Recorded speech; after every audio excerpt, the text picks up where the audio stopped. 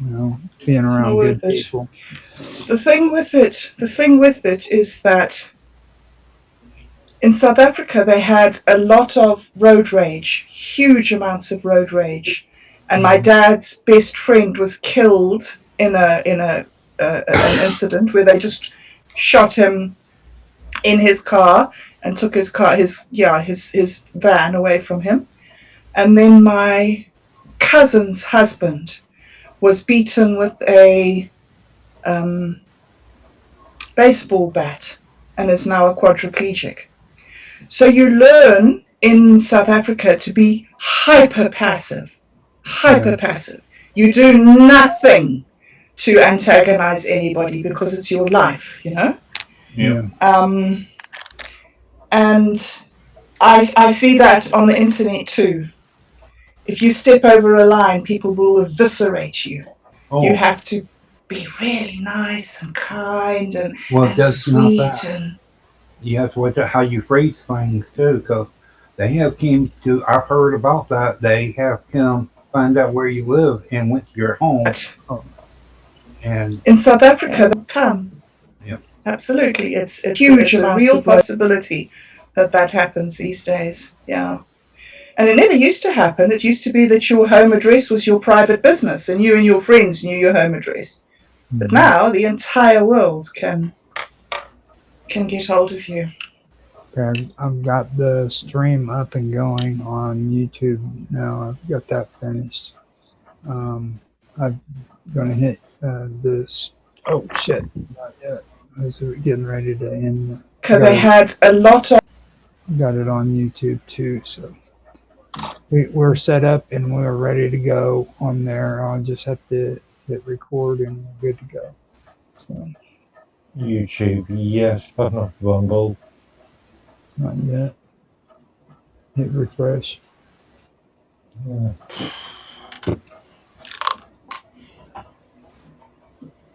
Okay, yeah. It's always the refresh. Always. Okay, so You want to mute, right? no, you don't have to. You're good to go. Okay.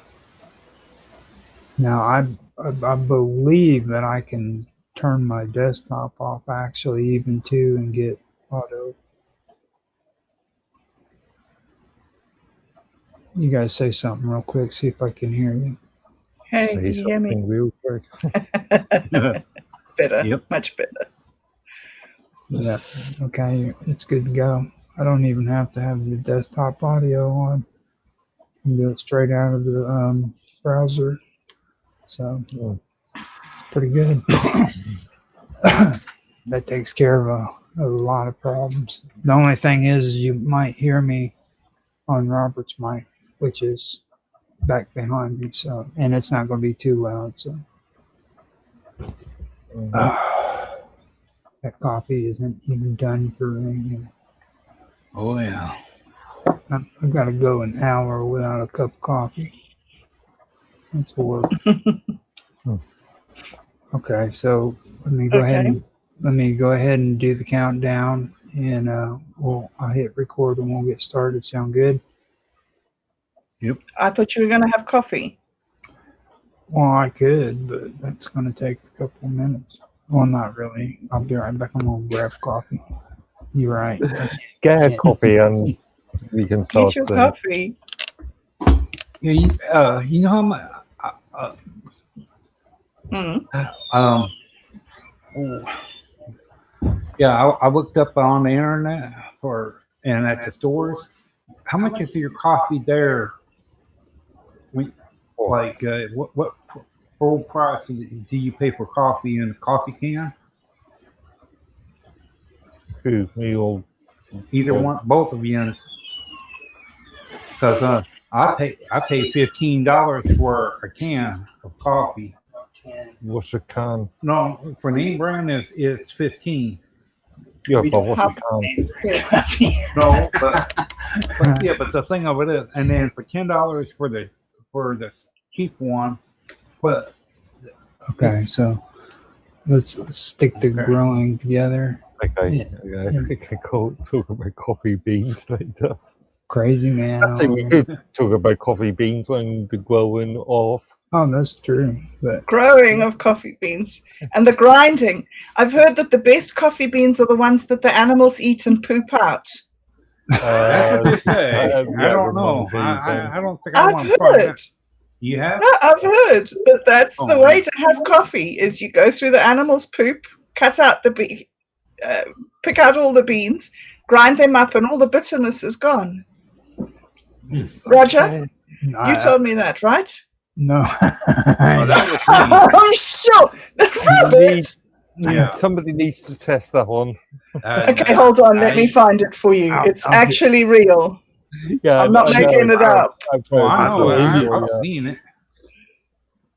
Boy, oh boy, we know how to start a stream, don't we?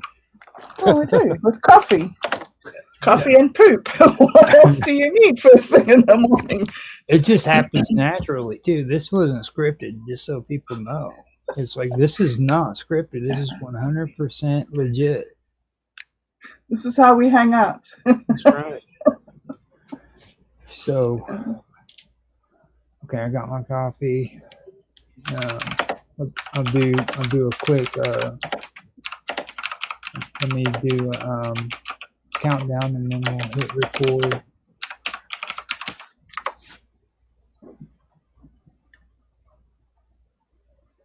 You ready? When you are. Okay. I'm ready. 3, 2, 1, now. Hello, everybody. Welcome. Today on Earth Growing Together, we are going to get back to what we were planning on doing in the first episode, but we had 2 great episodes which postponed it. We were going to start out talking about weather and stuff of that nature before we get into the other topics. So with that, I'm going to try my best within 5 minutes to give you a breakdown of the weather and everything that's going on in my area. And after that, we'll open it up and talk about it amongst each other. So here in West Frankfort, Illinois, in the United States, the rainfall for July has been 5 inches and 21, or 5.21 inches of rain, and that was the last precipitation, or the last precipitation event that happened was 0.66 inches of rain, and that ended 3 days ago. Now, according to the weather, the next precipitation event is going to, this is a forecast, it's going to be 0.27 inches of rain, and that's expected to happen on Saturday at 4 a.m. Now, the wind at the current moment is northeast, and it's 5 miles per hour with wind gusts at 6 miles per hour. The probability of precipitation is 7%, and the probability of thunderstorms is 0.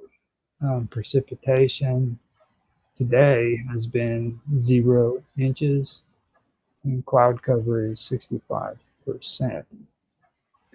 Now, when it comes to drought and heat, we do have excessive heat here in West Frankfort, Illinois. It is today's high is 80%, and its low is going to be 62% or 80 degrees Fahrenheit, and then the low is going to be 62 degrees Fahrenheit, and that's at night.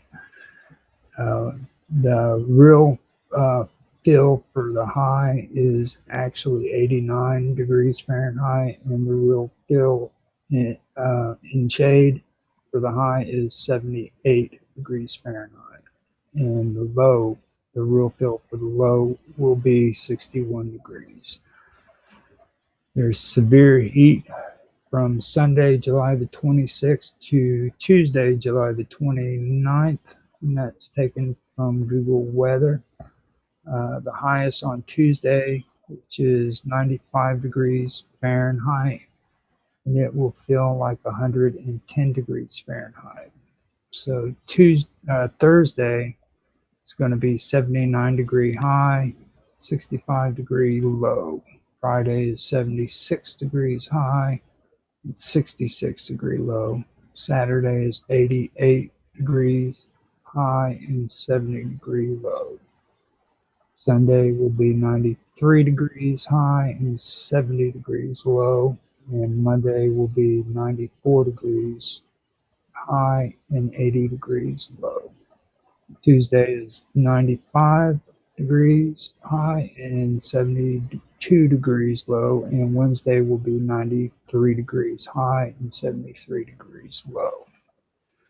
Southern Illinois has been hit hard by a series of severe storm systems this July, bringing historical rainfall and active alerts directly impacting Franklin County and surrounding regions. And I'm in Franklin County, which is where West Frankfort is located. The National Weather Service explicitly included West Frankfort along with nearby Marion and Harrisburg in a considerable flash flood warning following intense, repetitive downpours. Just a week prior, a massive storm system triggered widespread flash flood warnings across southern Illinois, including neighboring Williamson, Perry, and Jackson counties. Rain fell at extreme rates of 2.5 to 3 inches per hour. During that mid-July event, total rainfall amounts across the region reached a staggering 6 to 11 inches. A tracking station just south of Carbondale, Illinois, recorded 10.82 inches of rainfall over a 48-hour period, nearly breaking the all-time regional record. The heavy rainfall led to multiple water rescues from vehicles, homes, campgrounds across the heartland, causing road closures and significant standing water in low-lying areas. Because the ground throughout Franklin County remains highly saturated from these back-to-back storm systems, any additional summer thunderstorms could cause localized pooling or flash flooding much faster than usual. The best thing to do is keep an eye on local radar and remember to never drive through flooded roadways.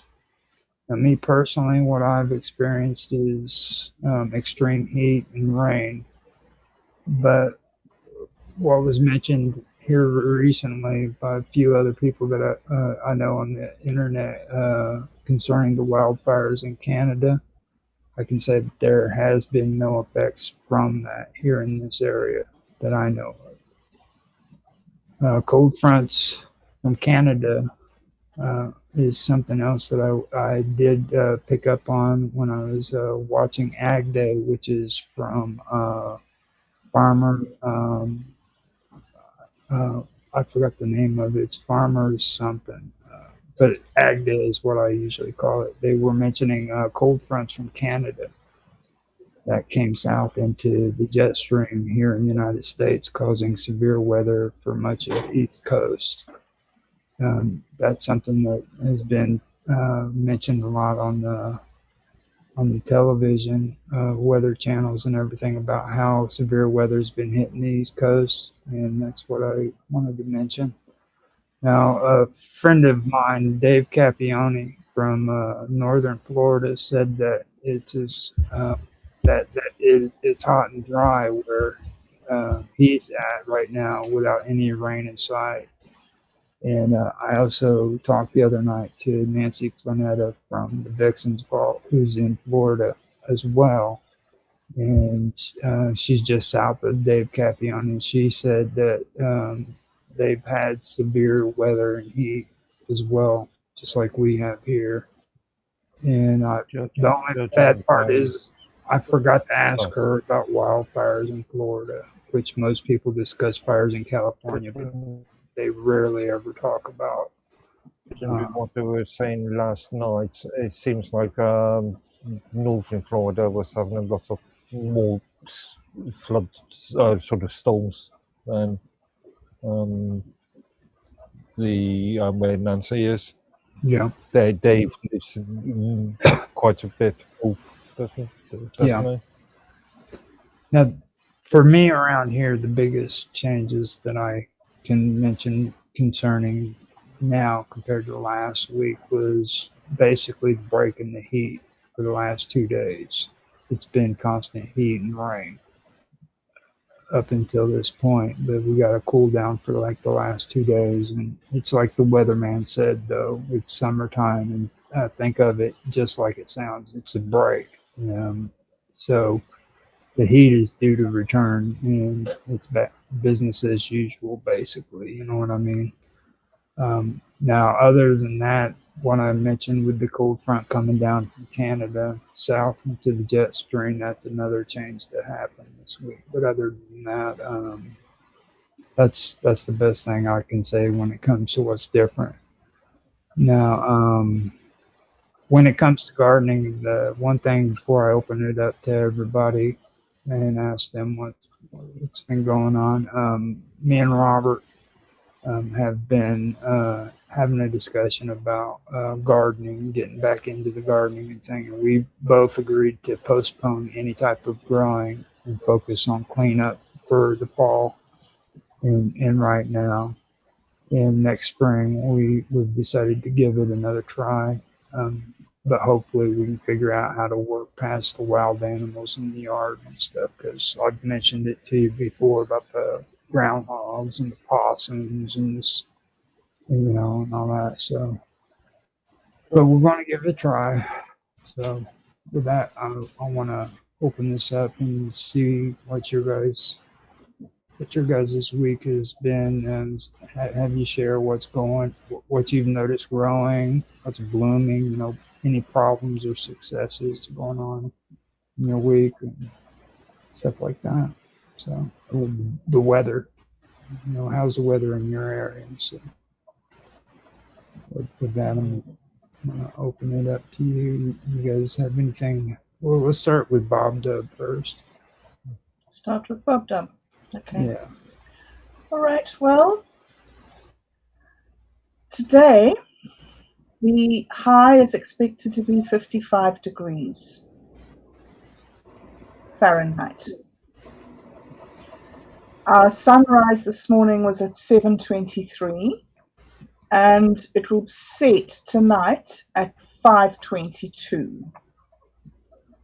The low overnight was 46 degrees, and the wind today is a northerly wind, and it's at 4 miles an hour. So a northerly wind is good for us because it's blowing down from the equator and it's bringing warm air. When we get a southerly, we get winds coming up from the South Pole. So we like northerly winds here. An interesting thing about this climate that, I don't know, Mark, you might share it over there in England, is because we are an island, we have very, very heavy humidity, high humidity. At the moment, our humidity is 76%. So humidity, is the amount of water in the air. So it's very oppressive, and at very low temperatures, you can feel extremely warm, cloying, sort of oppressive feeling around you. Our air pressure at the moment is 29 inches, and our ultraviolet index is 1. That's very, very important for New Zealand, because when the ozone hole was at its biggest, the entire islands of New Zealand were exposed to space without the protection of the ozone layer. So people here are very, very sensitive and aware of the ozone layer, even though it has closed up by itself. And it is possible that the ozone layer closing is part of these increased temperatures. Like when I was growing up in the 70s, everybody was saying how the ozone layer was this absolute disaster. It was going to get bigger and bigger and bigger, and we destroyed the atmosphere. And what were those things called? CFCs, aerosols. Yeah, that was it. And But why there was a ban on most of the world banned CFCs in CFCs. mid-80s. Yeah. Yes. So it appears that the ozone layer has closed, whether it's because we banned the CFCs or whether it's because the Earth changes often. We can't actually track that, but it's not so severe. But in New Zealand, they're very, very sensitive about going out. They've got a little saying that between 11 and 3, stay under a tree. It's very important to people here to stay in the shade a lot of the time. So the UV index is a big part of the thing. We've got a visibility here of 10 miles, and the moon is currently waxing. What that? Now that's actually something that I am going to be mentioning too, but when it comes to the moon phases. Oh, okay. So that is very important. And Mark, before I start talking about the waxing of the moon, I want to hear from you. What's going on in your neck of the woods, man? Okay. The highest temperatures we've been seeing over the last week or so has been roughly averaging around 26, 27 centigrade, so 80, 70, 80 degrees Fahrenheit.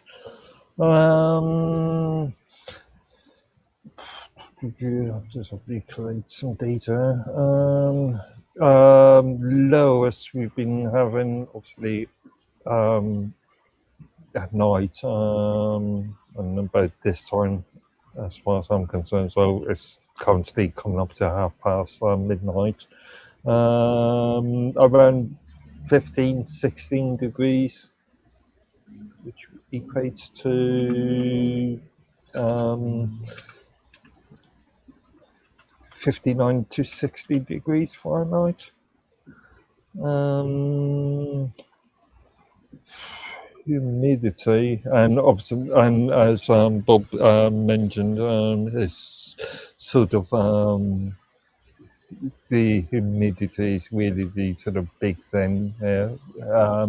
Heat by itself is a problem, but obviously the humidity is the thing that sort of causes all the sweat and stuff. So, what maximum? Usually around from midnight to 6 a.m. around 80, 90 percent. In the daytime, 34, 56, 25.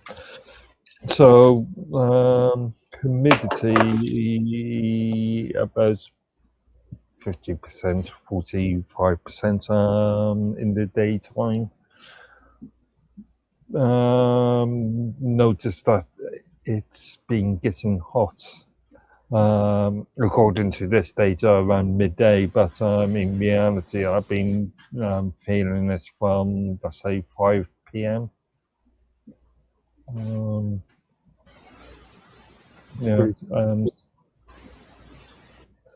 For England, especially, that's pretty rough.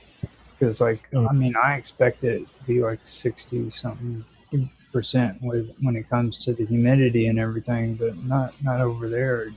It just doesn't sound right. Yeah, it's one of the most difficult things about island weather is the amount of humidity. And on a continent, you have high humidity around the coasts, but that's usually mitigated by the fact that you have quite a strong breeze that shifts between the sea and the land. That change in pressure between the temperature of the sea and the temperature of the land causes onshore and offshore drifts. So you don't have such a bad you don't have such a bad problem with humidity because of the sea breezes. But inland, sorry, carry on. Can you? Okay, because what would be your temperature outside? But has anyone ever looked at what the temperature of your soil? You know, like when you like if you dig like 3 or 4 inches down, what would be the temperature? It's like if they say you can, if you have a basement you can go to, and you'll stay a lot cooler a little bit farther down. What would it? What would be the temperature in New Zealand right now, in the ground? Would you say? I wouldn't know anything as specialized as that. What I do know is that where there is a lot of organic material in the topsoil, the decay of the organic material generates a lot of heat. So you usually have temperatures that are quite warm if you keep a lot of organic material in your soil, so your roots are protected. But when you go down below that layer, you go down below the fertile layer into the bedrocks, there you can get pretty cold places. But as farmers, we are only really interested in the top bit where to keep the roots warm. Which is actually a good chance to move on to, because like I did want to get into some more conversation, and it does concern like elevation and stuff, so it kind of goes into a little bit more on the elevation side. I was just going to say, I was saying to Bob just before we started, I'm on the 3rd floor, and obviously heat rises, so it may be 15 degrees centigrade at the moment, but it feels quite a bit warmer. Yeah, just because we are. Because you're indoors. Yes. Now, getting into a past conversation we had, Robert was talking before about growing zones, and I did do some research, found out what growing zones we are. In West Frankfort, we're in zone 6B and 7A. Now, growing zones, I found out, is only designated to like the North American areas, or you know what I mean. So I don't know how they would go about doing zones and stuff when it comes to like England or over in New Zealand, but that's what I did find out there when it comes to that. And for people who are listening, just to let you know, the current season is the middle of the summer growing season here. Now, I don't know exactly what it is for you guys right now over there. Bob, Dub, you guys are in the middle of the summer? Do you consider it, or middle of the winter? Middle of the winter. We're absolutely midwinter. Yeah. That's why we have the clouds and the rain, because it's a Mediterranean climate here, and the winds, the wet blows in during winter. During summer, we have warm and dry. We don't have the rains. All our rains come during the winter months. And also remember, we get a lot of snow. So a lot of our what's the stupid word? Precipitation. I was saying participation. Precipitation. A lot of the precipitation does come as snow. So and we get a lot of snow during spring, usually after the first lambs are born, and they're all like naked and fragile and vulnerable in their fields, and Mother Nature says, "Here, guys, have some snow." Yeah, it's. Have you, since the weather, what does the clouds look like? The clouds. Yeah, like the temperatures when they, like the colder it gets, the pinker, or like. I'm just gonna say it. If you keep asking all these questions, we're never gonna get to. we're never going to get to the part that you want to talk about the most. I think you are some very specialized He always does. You need He always does. with an expertise. Yeah, meteorology. You know, but now, what I was going to talk about next was the moon phases. Right now, we are in waxing gibbous phase, and that means that it's more than half illuminated, but not yet a full moon, with a 71% of its visibility of visible disk lit by the sun.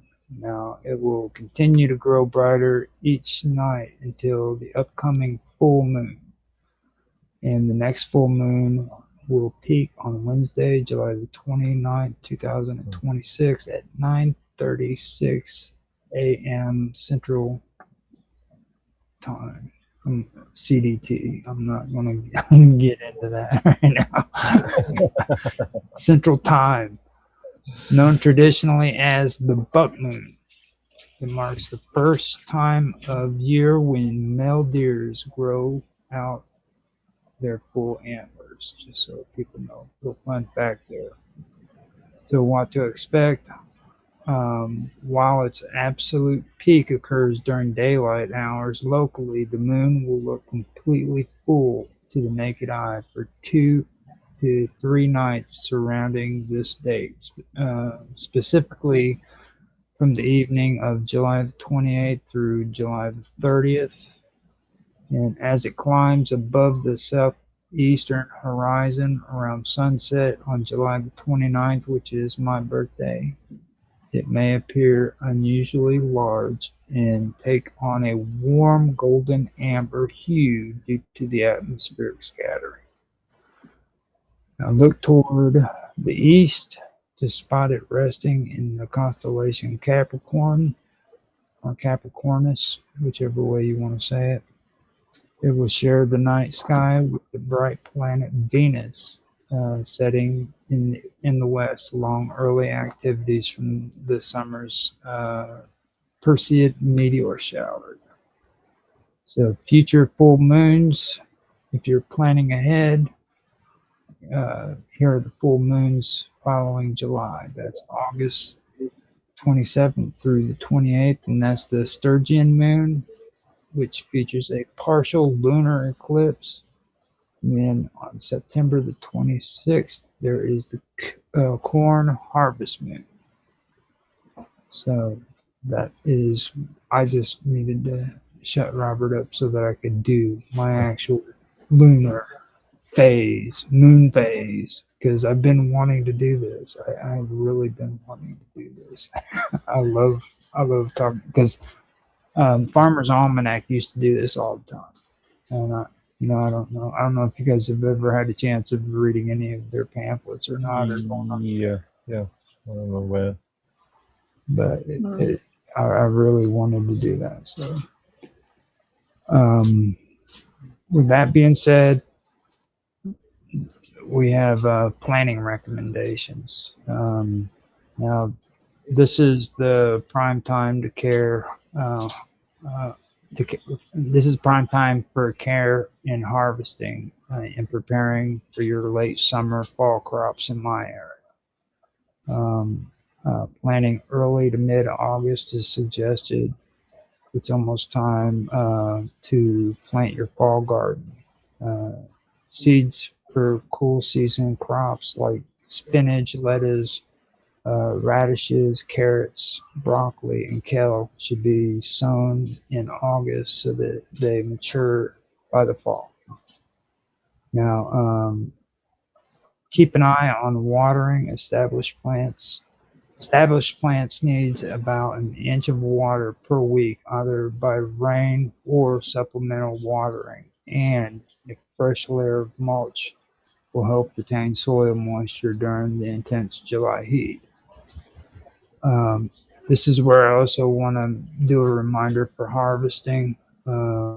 Midsummer harvests, you should currently be picking your your early vegetables such as tomatoes, cucumbers, zucchinis, squash, and peppers, and pruning. Do pruning tasks. That's the 3 Ds. Remove dead, damaged, or diseased branches from any plant at any time of the year. Faded flowers, which is called deadheading. Cut back spent blooms or perennials like coneflowers, hostas, and daylilies. Uh, this channels energy away from the seed production and back into the roots. Now, pruning in mid to late July requires caution because pruning the wrong plant right now can destroy next year's blooms. Now, here is exactly what you should not prune during the current summer seasons. Do not prune these things. So avoid pruning azaleas, rhododendrons, lilacs, or forsythias. They're already setting their flower buds for next spring, and cutting them now removes next year's flowers. When it comes to heavy tree planting, oaks and elm trees should never be pruned in the summer. Open wounds attract beetles and spread deadly diseases like oak wilt and Dutch elm disease. Do not remove more than 25% of any plant canopy. The remaining foliage protects the plant from summer sunburn. Now, when it comes to tomatoes, okay, prune the lower leaves of your tomato plants that touch the ground. This prevents soil burn, fungal diseases, and splashing and diseases from splashing onto foliage. Now, if your summer asparagus have finished their first flush of flowers, shear them back lightly. This often stimulates a second bloom in the late summer. And for us, we have no frost risk at the moment. West Frankfurt is currently within it's past its spring frost season, with summer temperatures in the upper 70s and to low 90s. So frost poses no immediate frost risk. The first fall frost historically arrives between October the 11th and the 20th. So that's what I got with that part. If there's anything you guys want to talk about, go ahead. Yeah, something I've just found out actually. I always treat forecasts, especially long-term forecasts, with a pinch of salt. But in where I am, in Devon, in UK, according to what I'm seeing there, next Wednesday will be 34 degrees centigrade at the highest, so 93 degrees Fahrenheit. I think we've only had one day, maybe 2 days back in May that went up as far as that. It's pretty rough. Yeah, so yeah, it's gonna be. If this is correct, then it's gonna be extremely warm. I'll be melting on the fixing vote of next week's fixing vote episode. I can tell you one thing: you need to take a walk around too, because I guarantee you that the foliage and the plants and everything in your area is getting damaged big time, dude. I can almost guarantee you gardeners aren't having a field day at all right now with this weather over there. Funny enough, just walking down to one of my local supermarkets, I usually go through a small alleyway, and there's always a there's a blackberry blackberry bush just on the way, and I noticed already seeing some ripe blackberries already, and usually that's not until at least another month or two. That'd be interesting to check out, see what it's doing in your area. It could actually be helping it with the extra heat and everything. So Oh, I found out what's really good for helping with your garden too. You take the size of your garden and you buy some of that special black plastic. You put it down that fall, leave it set there through the winter and all that. Get ready for spring. Get your plants out there. You cut the holes in the plastic, but through the process, it builds up water up under the plastic. It does, and when you put your plants in, it helps keeps them moist. Plus, it keeps the soil ready and nice and moist, and it don't leave the plant what you call like shock. You're talking about what I would call a polytunnel. Yeah. Quite quite common. As far as I'm aware. Anyway. How tall do you think a Brussels sprout plant can get? How tall do you think it can get? I can't. No Brussels experts in that. sprouts. They're little, small, little, look like cabbage, but they grow on a pole. Brussels sprouts. Well, Okay. we had a garden over there at my mom's house, and they grew that one year. We left it in the garden. It grew up to 8 foot something. It fell over on the ground and still growing, and it has Brussels sprouts coming from it, and it lasted through the. We didn't have snow. It was what we call an Indian summer, winter, and we had that, but it still produced Brussels sprouts. It did, and it was still growing all from last year until the following year, and it still was growing. It was like 8 foot something because you could stand on top of someone else's shoulder, and it grew that long from the water and all that. It helped the plant grow and kept up going. I think that this is one of the things why farming and gardening has become a science, because it's really important. Everybody's like, yeah, no, fertilizer's really good, humus in the soil's awesome, but you don't want too much. You don't want your plants to be growing so prolifically that you can't harvest them, or that because they're growing so fast they don't form a proper head, or they shoot to seed too close, too soon.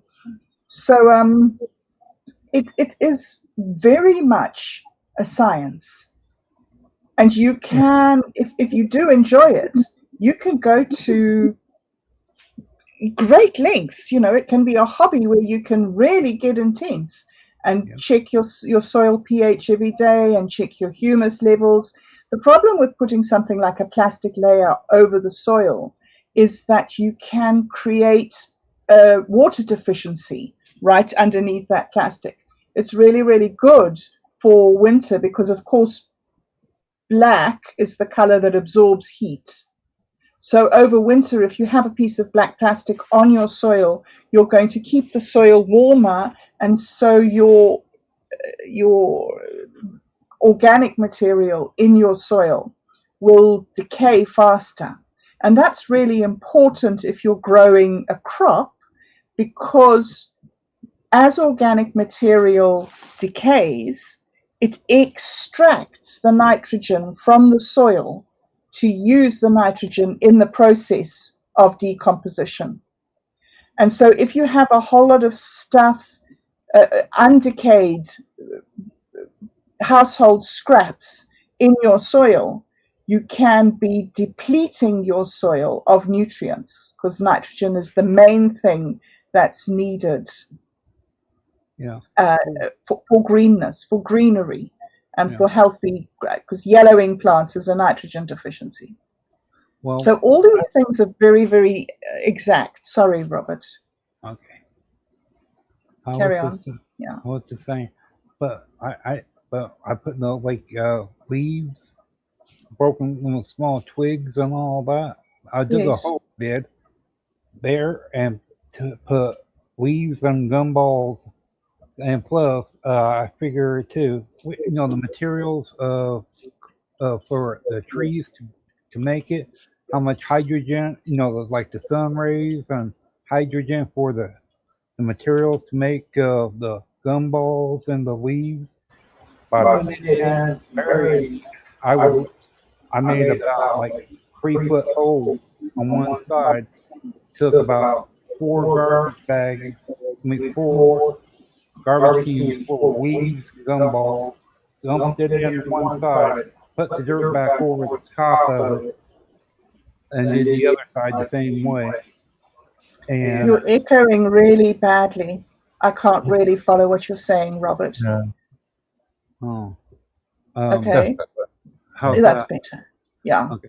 What I did is I did one side with 3 garbage cans full of leaves and gumballs, and put the dirt back over on the other side, and clear the other side out, and put the same amount of leaves and gumballs and that on the other side, and leveled it all out, and then put that black plastic just seen going around.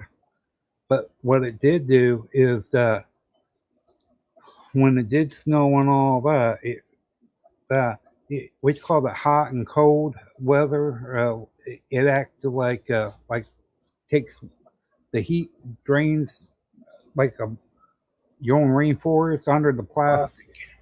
Okay, so before you get going on any further, let me, because we've got we've gotten into 40 minutes of the stream, okay, and now we're finally getting to the part where we're going to be talking about pollination, the pollinator activity, basically. And the first part that I wanted to cover was something that Robert's been talking about a lot about sea level versus high elevation, and kind of go over that. And there's some things that I pulled up that I figured I would mention that is important that I found out. Now, near sea level. General conditions are more favorable for pollination because near sea level, because it's warmer temperatures for one thing, and then there's longer growing seasons, more insect activity, and earlier flowering, and less frost risk. Now, the common pollinators for near sea level is honeybees, bumblebees, hoverflies, butterflies, moths, wasps, and beetles. Now, fruit production is often very consistent because insects are active for longer periods in this near sea level, and this would be, I believe, moderate elevation, which is 1,000 to 3,000 feet, to that would be what, 300 to 900 meters, I believe. You'll often see like cooler nights during moderate elevations. Then you have a later spring bloom and a slightly shorter growing season with different native pollinator populations. Now, in this within moderate elevations, many orchards thrive at these elevations because cooler temperatures can reduce some pests and diseases while still supporting the pollination.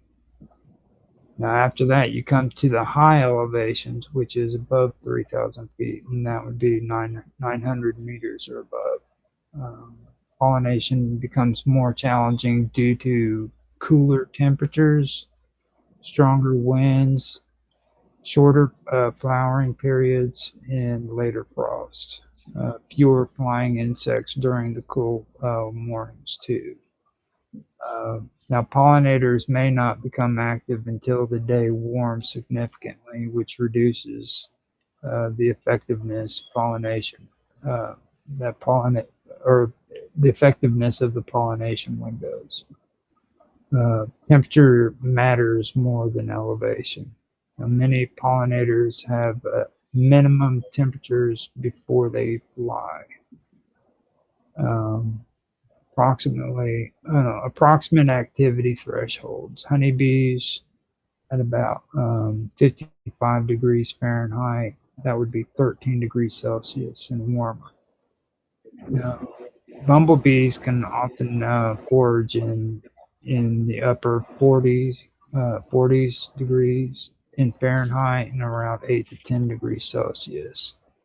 And some solitary bees are active in even cooler conditions.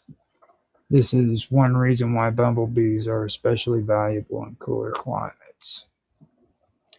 Now, with wind, strong winds can keep bees from flying. It can blow pollen away, and it can damage blossoms. It can also reduce pollination efficiency. However, wind is the primary pollination method for plants like corn and many grasses. Now, after that, we come to rain. Now, heavy rain can wash pollen from flowers. It can keep pollinators in their nests. It can shorten blossom lives and delay pollination. Now, extreme or extended wet weather during bloom can significantly affect yields in many fruit crops. Now, that brings us to the USDA growing zones, which I was talking about before when I was telling you about our zone. Growing zones are based primarily on average annual minimum winter temperatures, and they help determine which perennial plants are likely to survive the winter. They don't predict like pollination success by themselves. Like for example, here in the United States, we have Zone 4, which is cold weather, short season, and bees become active later, and then apple blossoms bloom later as well.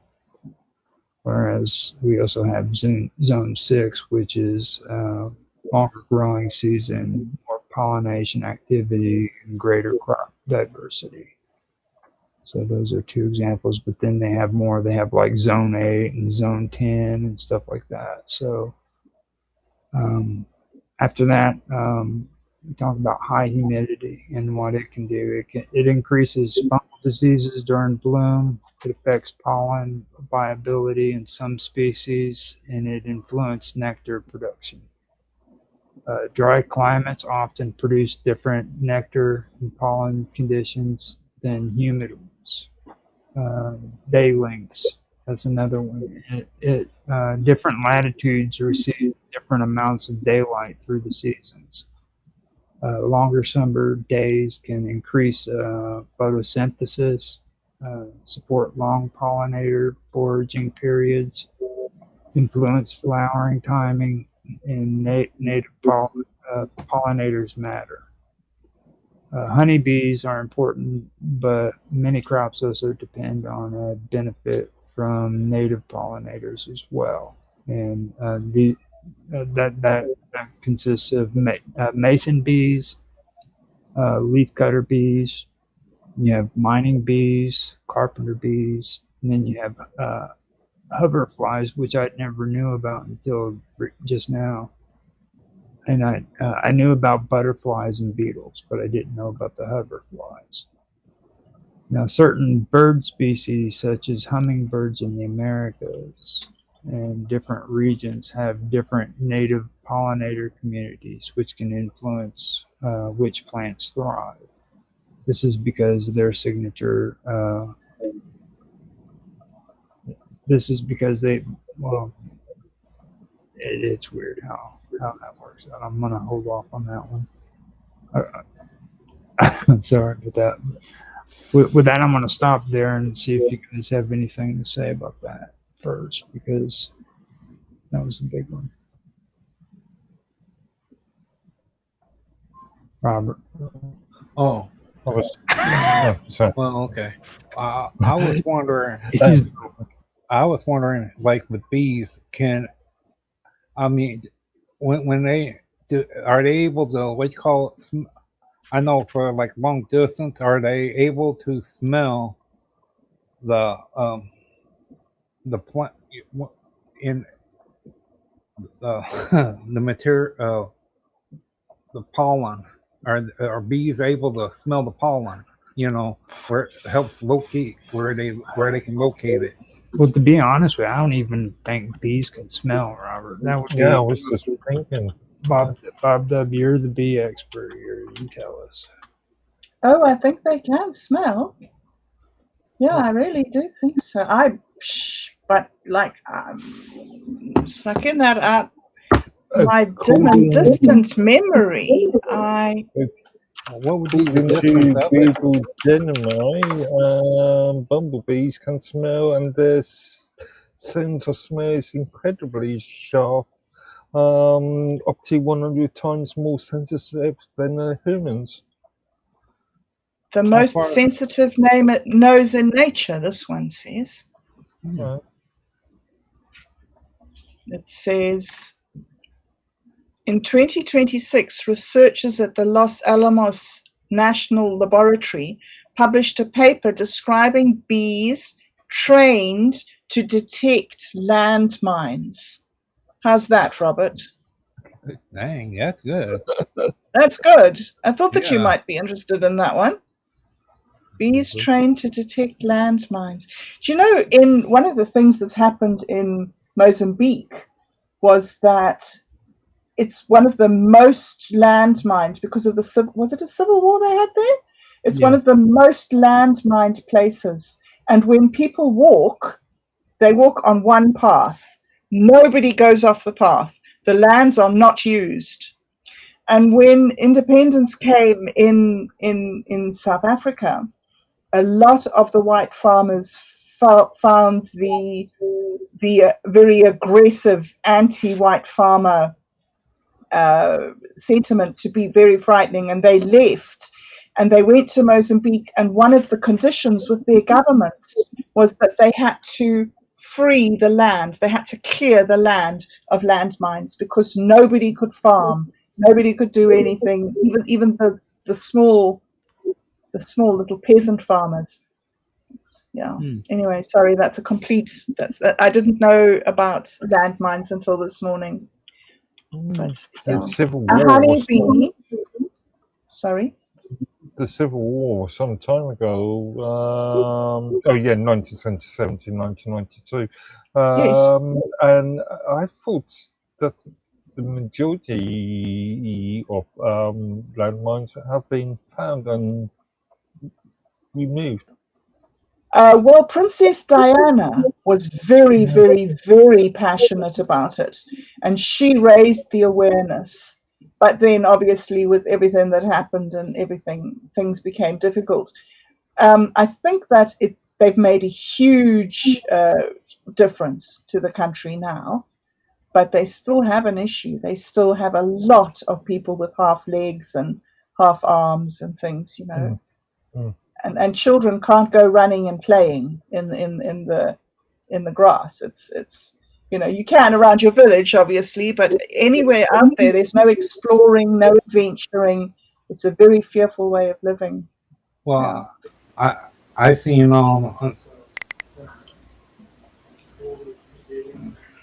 Before we get into all that, let's finish this off, because sorry. we have something else that Robert was wanting to talk about, and I found this actually pretty interesting. Now, when it comes to, he's been on this kick about poison ivy and poison sumac. Okay, so I decided I was going to do some checking into this, and this is some weird stuff. Okay, this is probably one of the most valuable native wildlife plants in eastern North America. Okay, and the benefits of it for food and wildlife is that more than 60 species of birds eat the white berries, especially in fall and winter. Now, mammals like the raccoons, foxes, and black bears and small rodents also consume the fruit too when it comes to poison ivy. Okay. Dense pines provide nesting habitat. Birds often hide in poison ivy thickets from pet predators as well. And when it comes to erosion control, its extensive roots system, they stabilize soil in slopes and stream banks. Small greenish white flowers produce nectar and pollen for native bees, flies, and other insects. And then I started checking into poison oak, okay? And depending on where you live, poison oak may grow as a shrub or a vine. Now, the benefits of that include nectar source for native pollinators, berries eaten by birds, excellent cover for quail and rabbits, and it helps stabilize hillsides like before with the other ones. Now, poison sumac, unlike poison ivy and poison ivy, it prefers wetlands, and it helps stabilize wet soil as well. It provides food for wetland birds, and it often shelters amphibians and reptiles. And because it thrives in the swamps and bogs, it also contributes to the health of those specialized ecosystems. Now, many people don't realize these plants flower. Okay, their flowers usually attract bees, like native bees and honeybees, and hoverflies, and small wasps and beetles as well. And the flowers aren't showy. They provide a food source for a lot of the wild sources or wildlife in the area. And the weird part is the wildlife isn't even affected. Like the oils that cause our rashes, and it doesn't bother most wildlife. This is what gets really weird. Like animals that commonly go through, like poison ivy and everything, are like wild-tailed deers. You have goats, rabbit, cattle have occasionally done it, and so does horses. Okay. Now these birds and mammals, they can carry the oil on their fur or feathers without being harmed whatsoever. I found that all out. Neat trick. Mm-hmm. Yeah. Now, these plants are often among the first to colonize disturbed ground after fires, logging camps.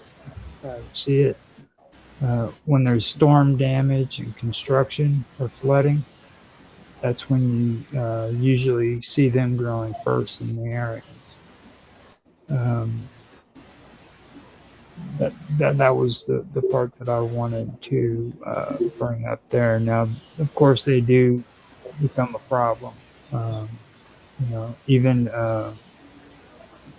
but that kind of goes along with every other plant. It's something that everybody needs to take warning. Even though I'm saying that, beware, because right around here now is big poison ivy, poison oak season. So be careful about what you do when you're in the wilds, and make sure you know what it looks like, because you can really cause harm to yourself. So. And be watchful when it comes to hiking trails or children's play areas around the home and stuff. Vegetable gardens, they have them too, so kind of watch out for that. So Well, obviously, poison ivy is really just an issue in North America and East Asia. So, well, I'll tell you what, we have it growing like wildfire here. Like you have to be real careful with this area. But I did find that very interesting when it came to that topic and everything. So technically, not not technically nuts. It's not about the cashew family. the cashew family. Yeah. Checking Pistachio and cashew. And yeah, I can't pronounce the nutton. But yeah, it's technically not an ivy. now. Technically speaking.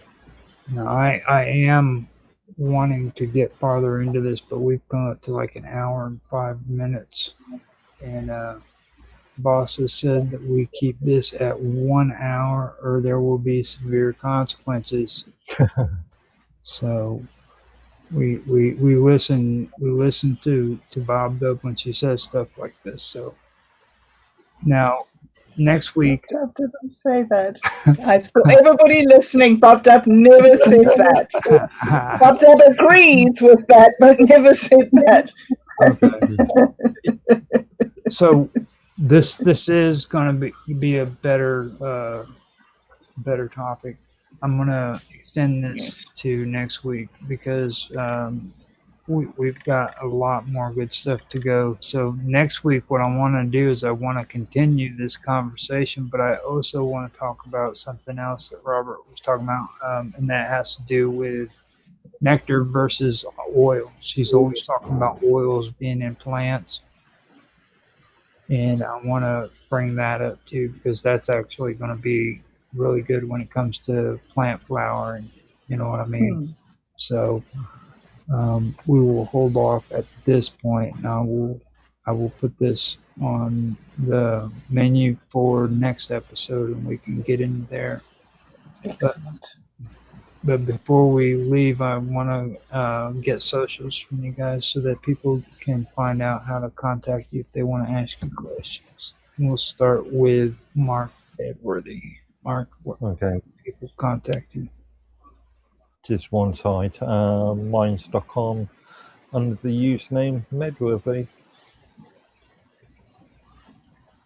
Okay. And I'm also on, Roger, I'm also on minds.com, but I have lately been hanging out in the swarm space for a few hours every day. So if anybody wants to jump into the swarm space, let me see. I don't have the. Hang on, where's the give the URL because I don't think the yes. full SEO. Yes. Where is it though?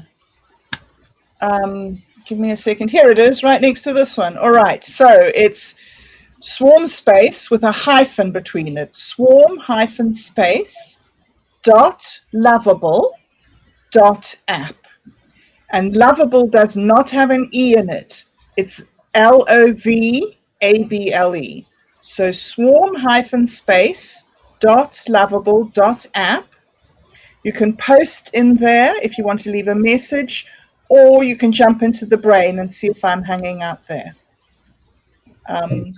We had some issues with volume the other day, but if anybody feels like testing, you're very welcome to come along and see if we still have the issues or if we've moved on from that. Technically, it's still a prototype site at the present moment. So. Oh, absolutely. I'm sure that people who know what they're doing will do it better than me. But for me, I'm still there mostly to test and to just, to test. And I will be more than willing to come in and help you test whenever you want to. So. Now, okay, awesome. Thanks.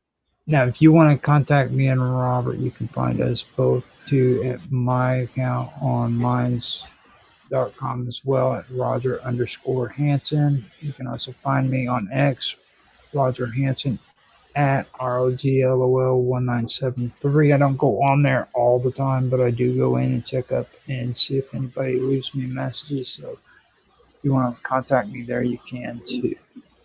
Now we have Earth, Roger Hanson's Earth on YouTube as well as on Rumble. You can check us out there with our edited versions of these streams. And you can also check us out on my main channel when I do the live streams, which is Live with Roger Hanson.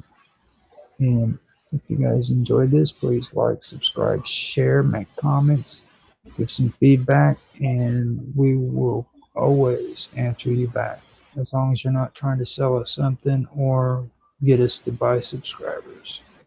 Mm-hmm. In that case, we will block you and never talk to you. Ever again. So Ever. beware. Heavy threats. Heavy threats. So with that being said, I will go ahead and end the show. Thank you guys for being on the panel, and thank everybody who was watching today. Oh, and I do have picks coming up in the next episode too. Austin Todd has offered up some pictures of his garden and what he's harvested this year, so I'll be able to show that in the next one, hopefully. Cool. So hope you guys enjoyed, and I will talk to you later. All right, so we got that done. Roger, how can you say all these lies about me on air? You were excellent. You were excellent. Well, I'm glad you enjoyed. it's actually getting to be a good discipline, trying to get this down to an hour. And like a lot of the stuff that we did on that one was the stuff that Robert's been talking about. He actually he hit it actually on the thing. It's just he needed somebody to go in and look at it. And, Yes. A little bit maybe. You're falling out. You're going to have to repeat yourself. A bit scientifically heavy. Well, it has to be. Like a lot of these growers, they don't play games, man. Yeah, but I'm just been a bit out of. You ever want to talk to a technical person? You talk to a gardener. I'm dead serious. Just a gardener putting a garden in their backyard. You go and have a conversation. Well, like all the farmers that you know there in England, I mean, you go to them when you want to know the stuff about farming. It's like when I was growing up, you know, one thing I learned about farmers, and I actually noticed this about Callum the other day when we did the interview with him. He was enjoying himself, and you know why? I could tell he was enjoying it. It wasn't anything scientific. It was because he was leaning against his freaking pine. When you see when you see a farmer leaning in on something and they're talking, dude, you know they're enjoying themselves. Yeah. Well, it's always nice to talk about something that you know about. Yeah, it gives you a good sense of confidence. Yeah, he was really good. He's really, really keen to speak to you about the app, to show you the app. I mean, I showed you a few little taster things, but he would love to go into detail. He's doing reports at the moment, which is very difficult, but he's trying to pull out, because he's doing the surveys where he's going around and noting every single plant on his orchard, so that you can have like an individual. I mean, who does that? Nobody's ever done that. You know, you've got 17 or whatever hectares, 7 hectares. You just haven't got the time to walk it every couple of weeks. Mm-hmm. But if you've got a computer to do it for you, it takes, like what you're saying, this sort of technical awareness and everything. It takes it to a whole new level. And I mean, it could be that these sort of apps will become the next thing. Now gardeners have little weather stations, but you might have little observing, things where the LLM actually watches in real time and can alert you instantly when a grasshopper lands on your seedlings. Yeah, that they have this guy. He has like a little drone, a little robot, mows the yard. But you can, I guess he has set it up to where he has a camera on top of it, and it goes keeps up, but it don't never damages anything. But he's able to see whatever is going on. Mm-hmm. Mm-hmm. Yes, well, it's fascinating. It's this technology and the speed at which the technology is becoming accessible to people like you and me. I mean, when I was a child, people like us just didn't have any hope of ever getting our hands on any of these things. These were for very rich, very well-educated people who worked in laboratories. Nowadays, just us old normal people can get hold of any old thing. It's extraordinary the way it's democratized. Yeah, It's actually beautiful. To be honest with you, it really is. Absolutely. I mean, and it's like computer technology. Period is just. I mean, it really is. Mm. And Really I'm not mentioning the LLMs because I don't want to get Mark Edworthy mad at me. I'm get- not Oh, so really? sure that Dude, you're in the computer field. You can't be saying that. yeah, but I'm just remember when the sort of especially in the UK with the sort of education points of that Thatcher's government brought in, the sort of homegrown sort of talent that occurred. Mm. Yeah, so I'm not Yes, sure that if was sort of the beginning maybe of the it. hardware was inaccessible, but the The sort hardware. of the sort of talent of software development. Yes, that was that's where it started, was that people could just, and the internet. Do you remember when the internet first came out and yeah, everybody was talking about, 1986.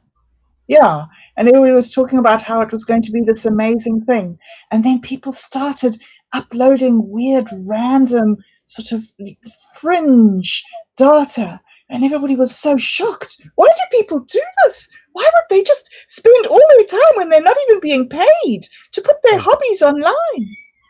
You're talking about the web rather than the internet. Technically, the internet's been around Oh, since really? the 60s, but the web 93, 94. Okay. Yeah. I didn't know there was a I would difference. I make thought it it was just all just the interwebs. yeah. The internet That technically. one. Well, I've had long conversations about this, but yeah, the internet's Yes. been around since the 60s, 64, 65. Mhm. Yeah, Mm. but it's like what I was saying too.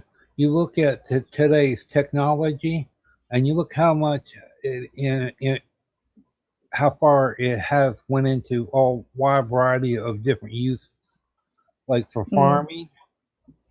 Okay, Mhm. and we call them when you go to the docks to load up the stuff that came in from overseas. They got that now to where it's completely automated drones that goes there, picks them up, and they get delivered. They buy the the Mhm. drone semi, Well, I and know in one of the, sorry, carry on. oh, that's okay. I was done. In one of the Pacific islands, Vanuatu, it's a lot of very remote areas and very small little tracks that go through hills to get to remote areas. And they've done things like take medicines, send drone deliveries with medicines through this jungle areas, over probably the jungle areas, to the people on the other side. So it's absolutely incredible how, that the the people being uplifted out of poverty as a result of this technology. Not just poverty, but the hardships of poverty. You know, the real nastiness of poverty. Mm. I need to go get myself a cup of coffee and some breakfast. Okay, before you disappear, So, I was going Yes. to ask you, tomorrow, for the first hour of the round table, do you want to go solo on that, or do you want me to join you? What do you want, Mark?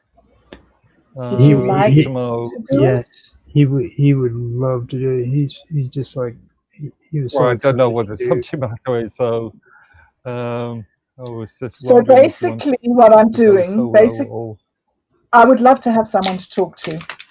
Usually, I imagine I'm Okay. talking to somebody. To have somebody who's actually there to talk to would be real fun. He jumped at this too. Like Okay. the moment I Oh, came on, he cool. asked. So this is something Mark asked. Like it's Well, I was just thinking. Usually, I'm always on the first. Always from the start, beginning of that's the round excellent. table. Anyway, so That's just always- excellent. Okay. That would be Yeah. so cool. Thank you. I would love that. Okay. I'd love Okay. that. Mark. So Okay. same time, 11 p.m. my time. Yeah. And Okay. Bob Dub, it's like I said, don't overthink that too much, okay? It's your show like it's always been. Do it the way you do it. And all I'm Okay. there to do is like Well, before. All right. It'll be Um, really awesome. Well, the only thing that I do really is I go through. I mean, I've spoken to Within the Vacuum lately, and he's been touring, so I'm going to be mentioning that. I'm going to be mentioning Satori's upcoming show and what he's doing, and then try to talk about how we have these fundraising things now on the quantum, on the swarm space, so that people can put Ethereum or Bitcoin or whatever. Yeah, I was a bit not concerned, but I was just wondering about the regulatory landscape as far as all your last two announcements, or your last announcement and Minds Gaming's announcement. I think that we're too small at the moment Okay, because I was to thinking. attract.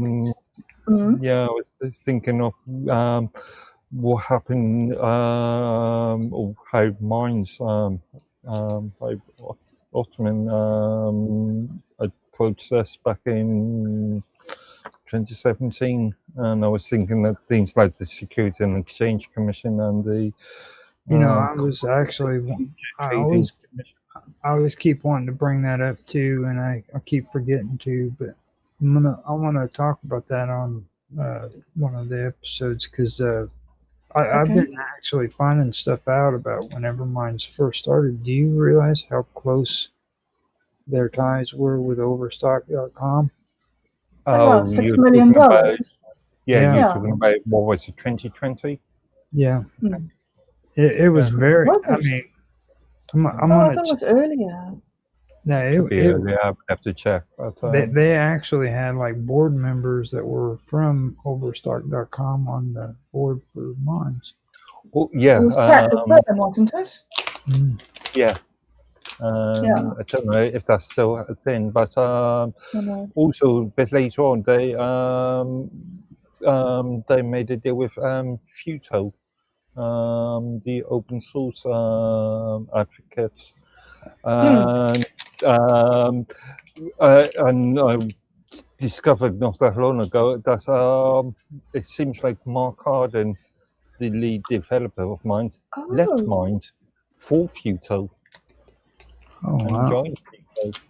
Really? Just recently, just Can within you, last I was wondering, your evergreen trees that you got there at your house, Yes. I was wondering, when do they release the pollen? Usually, it's the budding starts in early spring. Oh, your evergreen So tree? that's around about September. Things start to form buds, and then November, December, There are a lot of flowers and there's the main one that we have here that's a problem are the pine trees. That we just get the cars covered in blankets of pollen as they blow off the pines. Well, We 'cause don't that's- like pines at all. No, but what I was referring to is since you get all that pollen and you have them bees there, all that nice, if you ever wanted to, you could tell them that to come and send some more of them bees there and just sit there and let that pollen just, Do you know that on beehives you can get a little thing that you put on the door, Robert? It's like a little brush, and you put it on the door of the hive, and when the bee goes through, it sort of brushes off some of the pollen that falls down underneath into a little tray. And then you collect the pollen and you sell it to all sorts of health care shops and things, and they make up women's face creams and all those things that people neat. It's a huge industry around pollen. Propolis is another thing. Propolis is the gum that they make to stick up little holes. People go into the hive because on a commercial hive they put it along the edge of the roof. So when you go to take off the roof, you can't lift it up. You have to pry it open with a hive tool. And a lot of people all they do, they don't make honey or anything. They leave all the honey for the bees, and they go and clean out all the propolis, and they sell propolis as well. It's a huge industry that people think it's all honey, but it's all the other things as well. I did not know about that. I was that's a surprise right there. That's because I would have thought that they have doing something like that. They take and do that, and then they resell it. That's right out neat. I mean, I didn't know that. That's like I said, cool. it's a neat thing to find out all sorts of different things. All sorts. You should think of having your own hive. Robert, you would love it so much. It's the best hobby ever. But you have to remember that if you're going to be a beekeeper, there's a difference between being a beekeeper and a bee haver. They take a lot of work. You've got to keep and keep and keep them. If you have bees, they just fly away. They get bored of their home and they fly and find a new one. Yeah, that they do. Okay, so can I go and get the coffee out? You see, Otto's come. I wanted to go before Otto came, so that as soon as he came, I didn't say, okay, I'm going now, because I've done that about 4 times and I'm getting really sensitive. Here's Otto. I'm going to go. Sorry, Otto. All right. I'll talk to you later. I did say, I'll only be 10 minutes. I'm just going to grab a cup of coffee and a piece of toast. Okay. I'll see you soon. And feed like there's. Talk to you later. See ya. Bye. How you doing, Otto? It's been a very hectic last 5 days or so. We just got my mother out of the hospital. She was brought in to the emergency room Saturday, and she had basically a gallstone and an inflamed gallbladder, and she's very old. She's 97 years old, and so she was in a great deal of pain. So they got a stent in to drain the gallbladder, and they given her massive doses of antibiotics because she had elevated white count. Basically, her gallbladder was inflamed and infected. And they relieved the pain. They got her stabilized. And as the doctor explained to me, at her age, any kind of procedure is problematic. Right now, she's so full of anticoagulants, blood thinners, that any kind of either stone removal or excision of the gallbladder will be problematic. So before they can do anything, they first have to reduce the amount of blood thinners in her bloodstream, reduce the blood levels. And then what they're going to try to do is remove the stone and then try to drain off the excess fluid from the gallbladder. They're trying to be as least intrusive as possible. Normally, a gallbladder operation would be like, nothing to it. But she's, like I say, 97 years old. The doctor really doesn't want to have her go through an operation. The way they explained it is they put in some kind of a catheter that drains the gallbladder, and then they look to see if there's little stones coming out, and if there are, it means the gallbladder is full of stones or something. I don't know. It gets a little fuzzy sometimes when they get technical, and then they'd have to just take out the whole gallbladder. But if, on the other hand, it drains well and there's no sign of any kind of material in the drainage, then they hope that it will be healed. It can basically they can remove the catheter and hopefully it'll heal and they won't have to go through surgery. And I mean, it's very difficult, as we all know, and some of us especially, that our mothers are very mortal. And I have to say, honestly, if she's still alive in 5 years, I'm going to be very surprised. So any sort of procedure at this point is looking to be as least intrusive rather than worrying about what her gallbladder is going to be like in 10 years. I don't think that's going to be an issue, basically. It's sad to say. So, got her back to the nursing home yesterday. I went with her, and which was good because that's where she thought she was a lot of the time. She's very confused mentally now. And she'd ask, where do they take my walker? Who took my walker? I said, no one took your walker, Ma. They took you. Your walker is back in the nursing home where, she keeps thinking she was there. So she got back there and is very, she's settling in and, like I said, stabilized. So they're going to do the next thing, removing the stone, as an outpatient procedure. And I've gone on way too long about this. But that's basically what I've been doing for the last few days. And so if I'm a little off, I haven't been sleeping a whole lot lately, but I hope to get bright and sunshiny. And and so we go. Actually, I am not alone. I'm here with my very good friend Helena. Is Helena? And Helena is a friend of mine who actually has some experience in the field of computers herself. She's worked in the computer industry for how many years, or do you want to reveal how she started when she was 10 years old? 5. I like to say I started when I was 3, which makes me feel better when I say I've been in it for 35 years. Almost, more than 35 years. In what area? So predominantly in partner engagement and alliance engagement. So I was with Microsoft for 15 years. I was the channel chief for Sitecore for a few years, and now I work for a company called Vertex Incorporated. We are the indirect sales tax provider for the majority of the Fortune 500. If you buy something online, we're likely calculating your tax no matter where you are on the planet. So, yep. So, and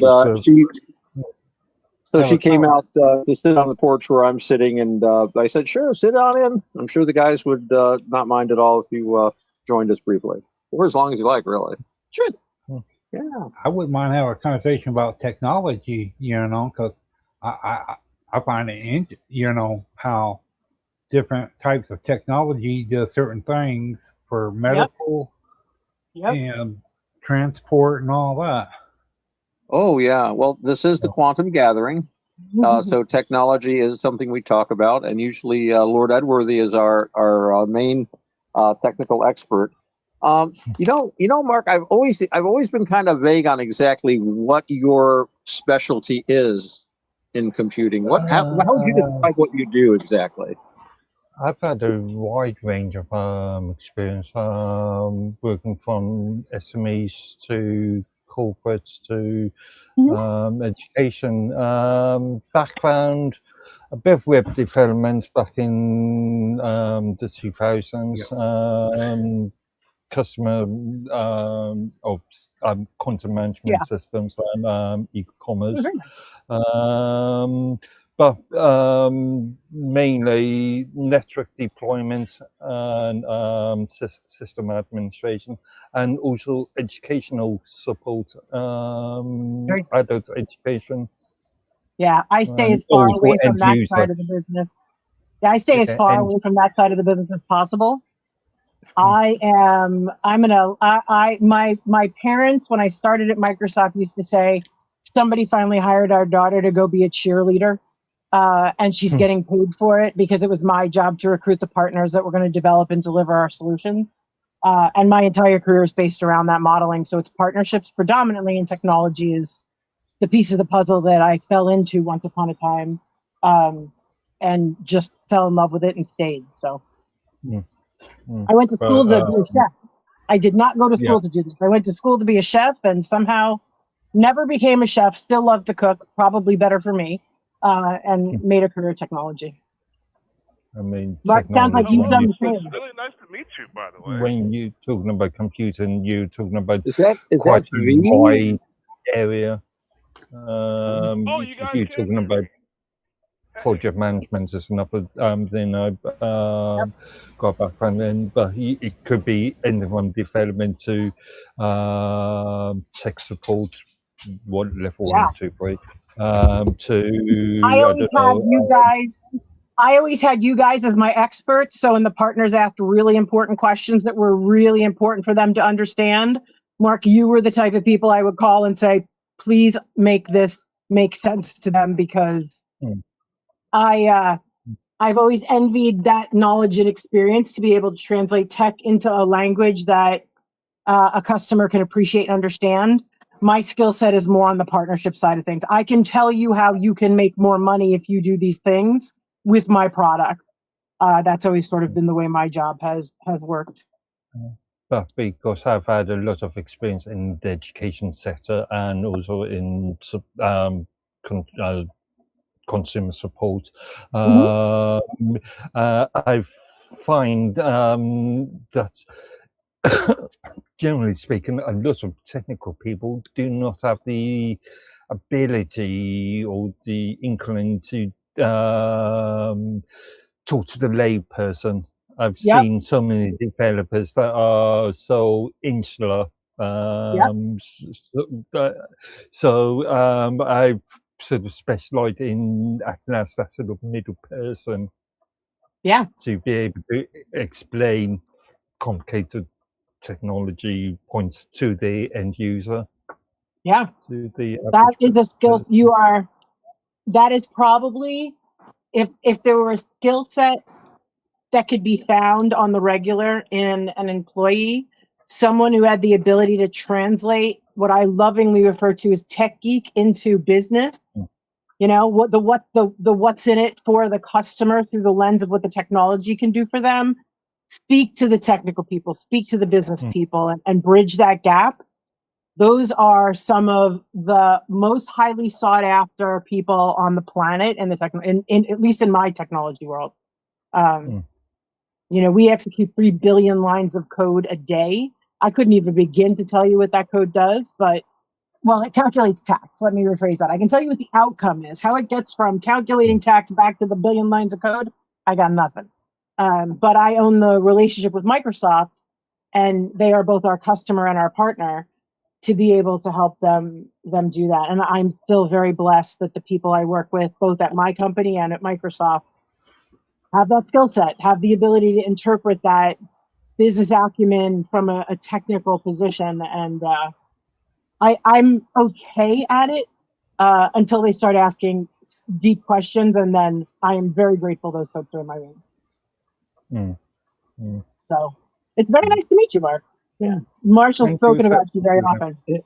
Now we also have, because I need to introduce everyone here, and of course we have the brothers Hanson, who I'm going to skip over, not out of disrespect, but because I know V is champing at the bit, and I'm assuming this is V who has joined us. Is that you, V? Can you hear us? Are you there? I can hear you. Can you hear me? I can hear you now, V. This is my friend Helena, and as she was talking a little bit about, she is joining us here on the Quantum Gathering in an impromptu manner, and she was talking a little bit about her technical background. V is a... Well, I think we all have a technical background, don't we? I think so. In one way or another, for sure. Yeah, you've got something of a technical background yourself. You're something of a technical background person yourself. A little bit. Yeah, so, I'm the NSA's most hated. I reverse engineer system technology. And I'm actually scheduled to be at the Brain Initiative conference here in August in Maryland. And I'm going to Nice. make my way there, introduce myself around, talk to a lot of the researchers. And, Nice. yeah. Well, I can say without a doubt, I've been into computers since I was like 3 as well. My first toy was an abacus. I love it. I love it. Baby was. Like I said, I started when I was 3. I don't mind the 35 years at this point. Yeah. Oh. So yeah, V I'm is just talking about. I hope to be able to be on here without too much noise in the background. I you think you might be able to act tonight? trying not to be at the house. I'm sorry? You think you might be able to act tonight? Might be able to do a script? Possibly. Yeah. We'll play it by ear. I would have to get. Only if you're comfortable doing it, man. Right? Just one thing, V. Is it possible for you to increase your microphone volume? And see, this is my other problem. My iPhone, which I'm usually doing the show from, it seems to be on the fritz. So I'm on a backup phone. Okay. And it's an Android. It's a crappy, the government-free blue phone. It's the lowest, cheapest device you can have. It's like a $10 phone. So, yeah, but you got one. You're saying that I'm leaving to go camping at 4:00 in the morning, and I'm thinking my phone has been crapping out on me in the last 3 weeks, and I do not have a backup phone right now. So good for you, V. I'm impressed. How do I get a backup phone before tomorrow morning? I know what I can would do. have my computers and stuff set up, but I just, I've spent all my money. Oh no! Getting a house. Not again. Well, so I thought you were going back to Poland. Situation no, well, not yet. My mission here is not done yet. Okay. So I had a Karen situation that I had to get away from.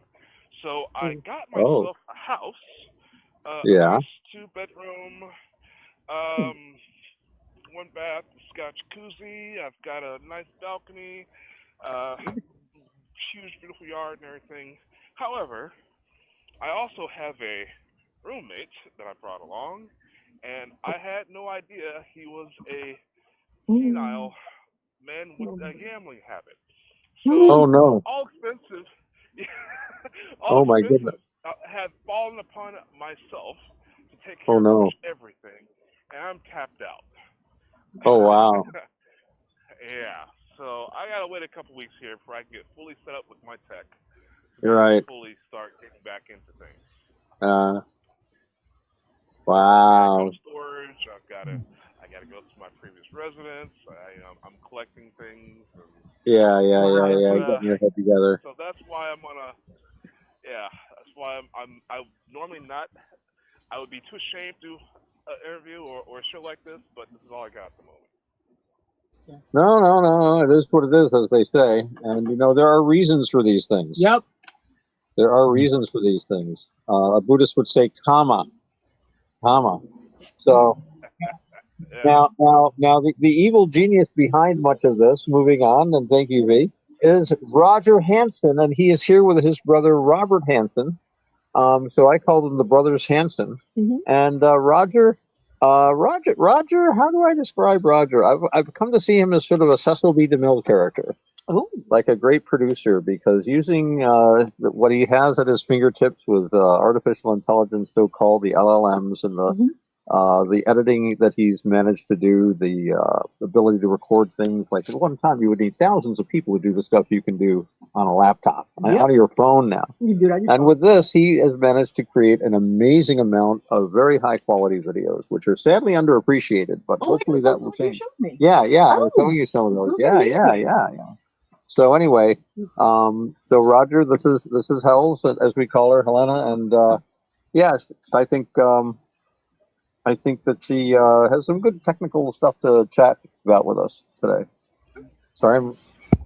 Yeah, I've heard a bit of it. I mean, I'm actually just sitting back listening, and hopefully my brother What do you doesn't like do to do? too much damage. You know, remember Robert is a wild man. Okay, so just be on the guard. Make sure he behaves properly. Robert's being very well behaved today. Robert's being very well behaved. Well, that's because Mark Edward is here. He's afraid of Klingons. Yeah, sure. Oh my goodness. Oh my god.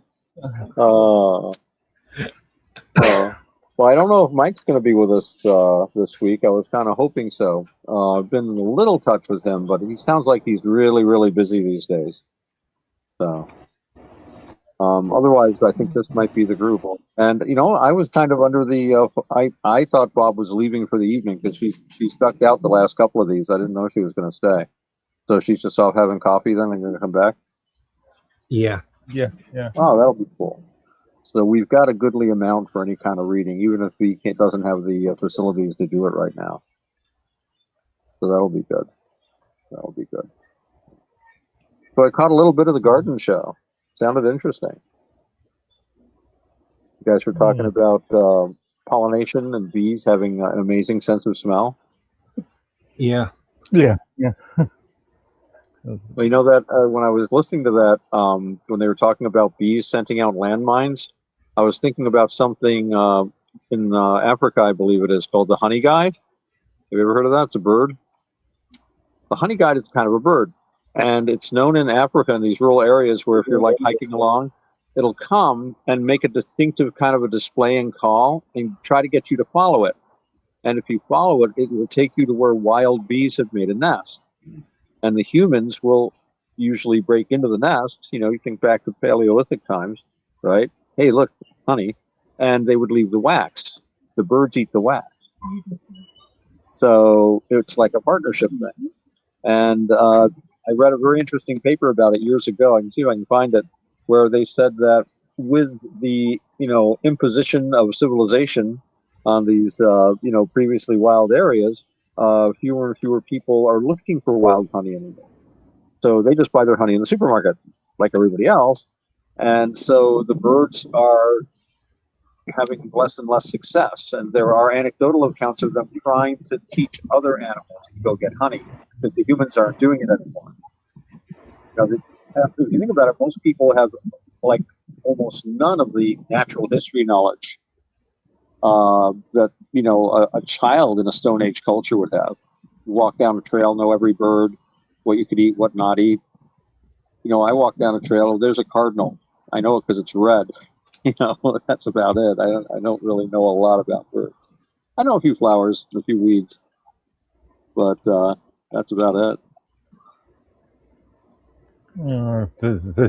That show is becoming a bit of an education for me as well. Again, I'm not a gardening person at all, so I do my depth in some ways. I thought gardening was a great English tradition. Yeah, maybe, but not for me. It's not one of those things that I'm a big fan of. Well, my grandparents. Well, he's got the long, curly, beautiful hair, but he's not yet to that retirement age where he's got to be in his granny pants, digging around the front yard. Well, or the other where they got to watch out, because he be the first woman getter, because he attracts them probably like bees to honey. The women will sniff him out and look for him, and hey, he might be singing a big tune soon after. But he's very discreet. Although one day I look forward to his memoirs. Well, yeah, but if you hear him screaming, retired, singing opera, that lady singing. I assure you that my memoirs are going to be extremely boring. Extremely boring. Well, if you see him walking like a cowboy, you know what happened. Now, Robert, No wild manism, please. Oh, I'm not. I'm just saying, if you Okay. see a person walking like that, you know what happened. And that's it. Yeah. Well, there's a lot to be said for boring. You know the old saying, interesting times, Yeah. the Chinese curse. And we were talking before about the idea that the gods look down on us, like our lives are like a play, and we play to the gods, and that's one of the reasons why we should be bold, or we should be, stout of heart. Why we should be brave, because the gods are watching. There is something higher than us that's aware of us, and some of us the gods really like. But when you think about the characters we watch on TV that we like, remember I was saying this before about Luke Skywalker. Everybody loves Luke Skywalker in that first movie, but he has a hell of a life. We like him because he's like being, attacked and shot at, and his family's killed, and he's being chased all over the place. And it's not fun to be beloved of the gods. I think sometimes there's a lot to be said for a boring. They don't notice you. I was going about Solon and Croesus, when Croesus was fishing for compliments from from the Athenian lawgiver. And he was saying, who's the happiest guy you know, Solon? Oh, it was this guy. He's dead now. Oh, this guy, he's dead now. Like, what about me? I've got all this gold. And so I was like, well, you're not dead yet. You can't know if your life is good or not until you come to the end, and then you'll know everything that happens. And but one of the things he said was, we know one thing is that the deity is jealous and troubles us a lot. In other words, don't let the gods notice you. You do your sacrifices, and when you do a sacrifice of that bull in the town, everybody gets meat that day. It's really a kind of a redistribution of wealth. You could look at it from a utilitarian point of view. For a lot of people, that was the only protein they had. So if you had a lot of, religious festivals, it would be like a way of distributing meat to the poor, in a certain sense. But yeah, no, it's one of those things that's very multi-level. Well, in Gnostic views, I've actually had a few arguments with some Christians around here, and it's like, through a Gnostic Christian point of view, the monad, the one above all, the source, doesn't even know we exist. It's the lower gods that he emanated that pays attention to us. Right. So, Yeah. The demiurge, right? the AI. Ialdabaoth or whatever it is. Ialdabaoth. I forget the thing. I didn't realize we were completely separated from the monad. Yes. Because the first thing I think of is the Kabbalistic, the emanations. You've got, Kether up at the top, but then everything comes down through Kether, Chakma, and down all through the tree. But these are all emanations of God. It's not actually God directly. So all that's really interacting with us is that particular Sephiroth. Although, I'm not super expert at that stuff. So any Kabbalist listening will be able to probably correct me and say, he's pronouncing the Hebrew wrong. I say, hey, so sue me.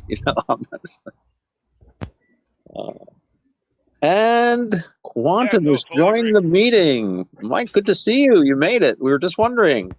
And look at this. Exactly at 9 o'clock. The man is here. Excellent. How's it going, dude? Good. What are we doing? We're just kind of like treading water till 9 o'clock, when the Quantum Gathering officially begins with the arrival of Quantum MD himself. So Bob is here as well, but I think she's having a sandwich or a cup of coffee or something like that. Oh, fun. Do we have any scripts?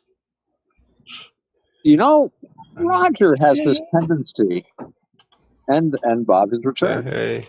Roger has this tendency to have scripts, and Bob is back.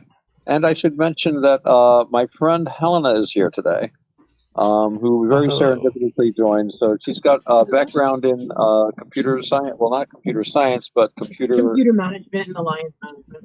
Yeah, so she's got it's kind of an excuse to be on the Quantum Gathering. So, and her and Mark were able to talk a little shop and stuff for a while. So we kept it at the at the technical level for a little while in the pre-show. Can you explain Oh, fun. what is that? I mean, how does that work with what she does?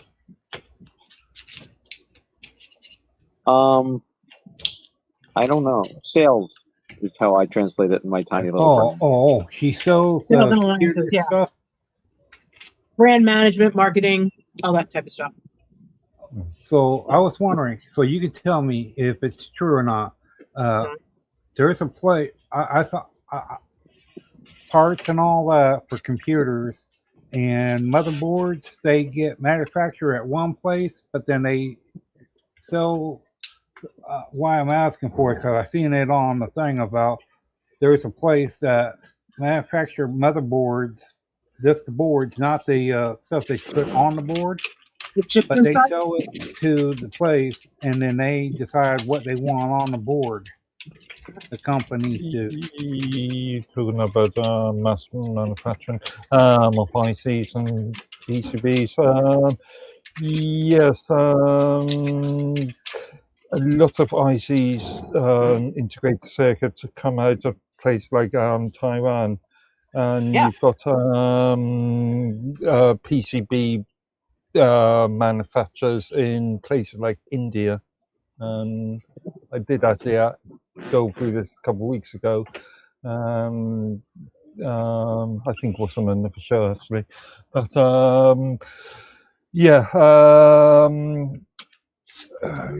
got quite a large sort of chain of different countries when it comes to the production of what is the computer.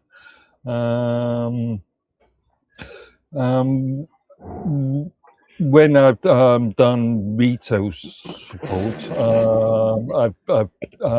there was a specific contract I did with a small retail SME back in 98, 99, where I was building something like I think 8-9 machines per day, building them from sort of components and then slapping everything together. Very demanding job. But yeah, I was putting wires into machines. Was I had all the pieces came from the manufacturing vendors, and then I was building them and then shipping them off to the customer. Mm-hmm. Like I said, were you guys contractors, or were you specific brand? Did you work for specific manufacturers? I can't remember the brand. The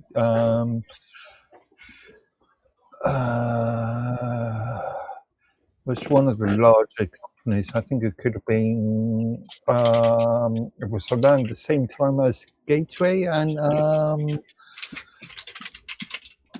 it was retail. Somebody like that, Compact, or could be Compact. It was mainly. They were one of the ones then. That's about right, because they got gobbled up by somebody else. But yeah, absolutely. I mean, for years, that was the model. Were you going to be in the script? Did you want to read? Well, thank you for offering. I appreciate it. Oh, Mike was just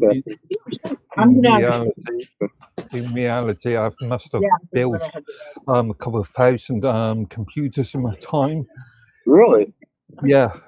I blew up a couple of motherboards in my time, but I've never had the opportunity to build any directly.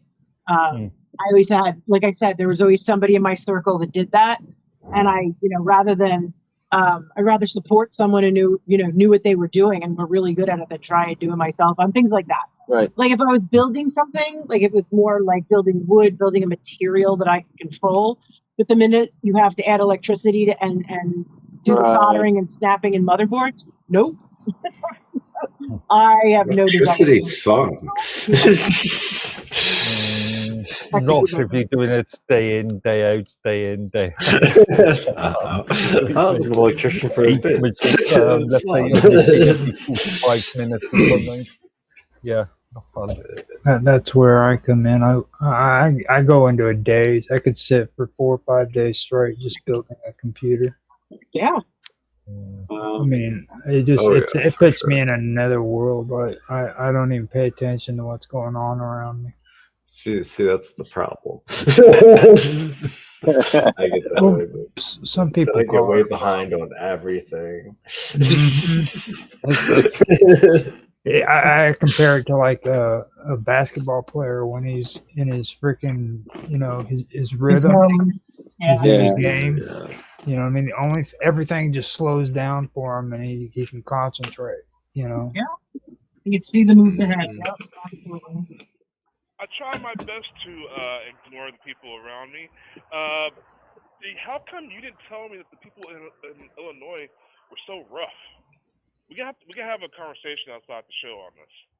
I thought you would have already known that. Like, We're a whole different breed, man. There's a whole reputation about Illinois and Chicago, especially. Like, Oh yeah. Chicago for sure. Chicago right now. It's called Rockford. Yeah. Yeah. Those people are mean. That's why we don't like them. See, there's Southern Illinois and there's Northern. I was born in Texas. Listen, I'm born. Crime rate Texas. up there is high. I'm telling you, people in Texas, they will trip over themselves to come and help you and see what you need, to be friendly, to form community with you. Here, you ask somebody for a cigarette and they will try to kill you. or rob you. Yeah. It's crazy. It's the mind your business model. Yeah, I agree. When I'm in city, I do a lot of traveling for work, and I'm very conscious of what's around me, because if you don't know and you walk into the middle of a city that's like that, and I've been to big cities and little tiny towns, and you are not wrong, sir. Not even a little.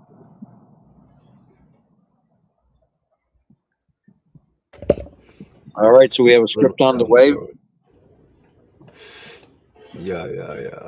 Bob said she's getting script.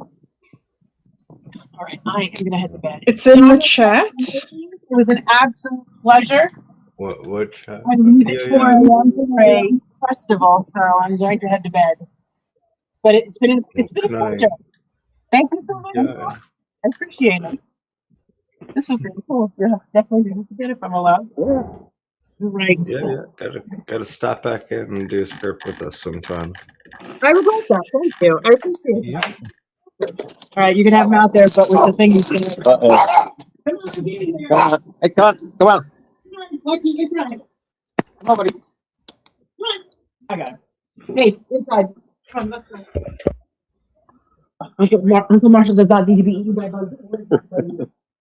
Good night. Wow. Alrighty. I am back. Yay. Yay. Or boo, I don't know.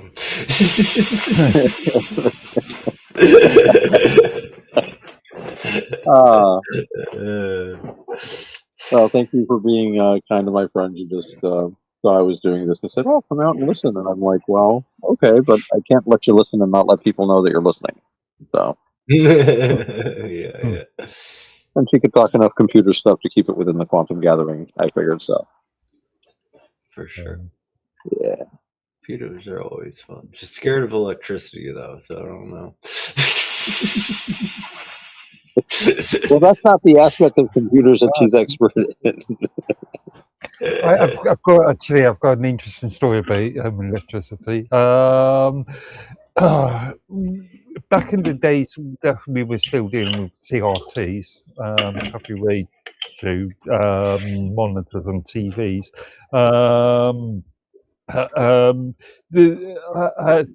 I had an experience where generally when you're dealing with a CRT, you should unplug it and let it discharge for 2-3 days, because those tubes can hold electricity for quite a long time.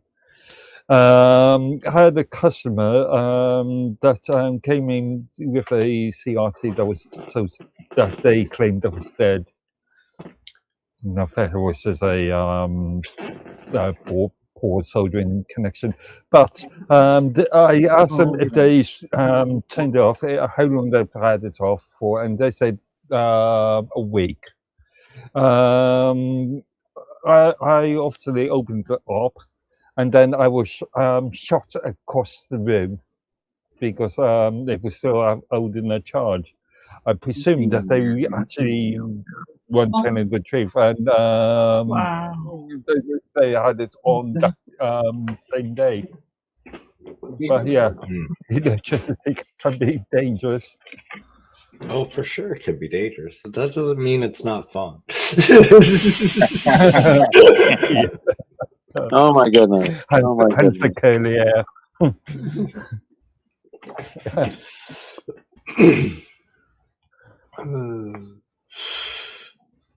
Death row. Everything's dusty over here. See, that's how busy I've been. My desk is all dirty. Wow.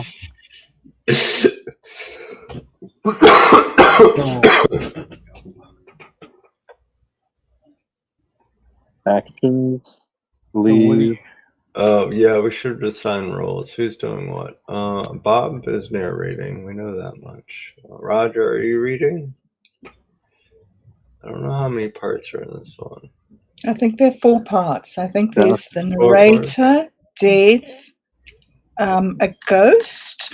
There were a few parts, but I've condensed them all down into the one ghost part. So Yeah, good. 4 Well, parts, it looks yeah, like. there's still 4 parts, yeah. There might be an extra part in the next one. Well, yeah, I think the next one has a bunch of different parts, but people are gonna have to. I condensed them. I condensed them. Sorry. But yeah, again, we can pull out the old one if people want to read. So. Yeah. Okay, so what are the parts? 4. Ghost. Who wants to be ghost? Aldo, you'd make a good ghost. Okay. I feel ghostly. Mark or Roger, who wants to do death? I've been playing death for the last couple Cool. things. Yeah. That's definitely a Mark thing. He plays the best one. Mark's been a good death. Mark really played death well, I thought. Good.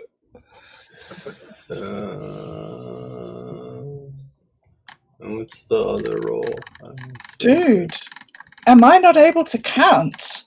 Did I take this down to 3 rolls? Oh no, shoot me. Well, you can break the ghost up. You know, there can be more than one ghost. That was like when. The second ghost is different. So the 8th layer second ghost is different. So we'll switch at the 8th layer. We'll switch auto. I'll do the 8th layer.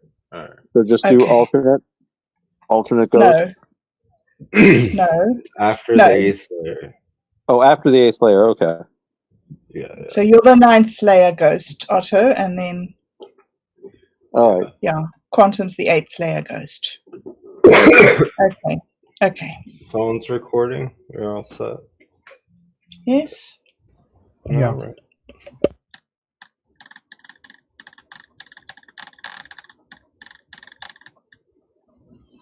Three, 2, 1. Dude, where's my wallet? Death's Throne. Episode 4.3. Archives in the Underground. The deepest layer was not fire. It was not darkness. It was not suffering. Those things were simple. The deepest layer was order. A place where every life was measured, every action recorded, every ending accepted. The first thing Death saw was a throne. Not his throne, a smaller one, older, colder. A chair built for someone who believed sitting above others meant understanding them. Around it stretched the great halls of judgment. Endless scales, endless books, endless names. The machinery moved without hesitation. It never slept, it never questioned, it never apologized. Because machines rarely have regrets, and when they do, they are usually called disasters. Death walked through the hall. The dead moved aside. Not because they feared him, because they remembered him. A single ghost remained, waiting beside the scales. Wait.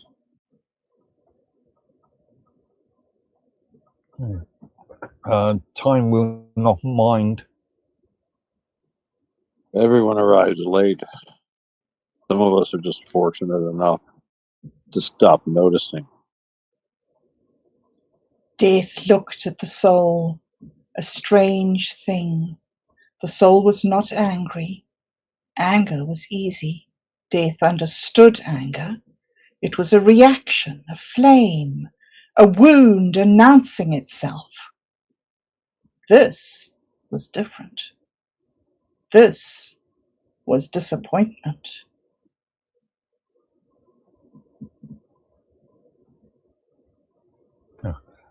You were judged. Yes. Your weight was calculated. Yes. Your choices were recorded. Yes. Then the system worked. The ghost looked at the endless machines, the perfect records, the flawless calculations. Did it now. Consequences. I didn't get that. Sorry, can you read again, please, Mark? Okay. Every action has consequences. The stone falls. Yes. Child pushes another child. Yes.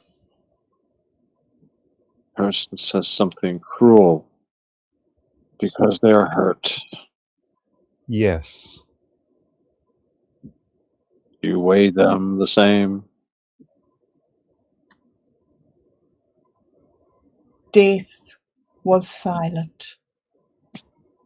Not because he lacked an answer, but because he had too many. The result is what matters. No. The result is what remains. That is different. The hall went quiet. Even the machines paused. A remarkable event because machines do not pause. They continue until something breaks. You believe judgment is wrong? No. I believe judgment is incomplete. The ghost approached the scales, placed a hand upon them. The metal trembled. Measured what we did. You never measured why. Why? Death looked at the scales. For the first time in an eternity, he wondered what was missing. This was the first crack in Death's certainty. Not large, not dramatic.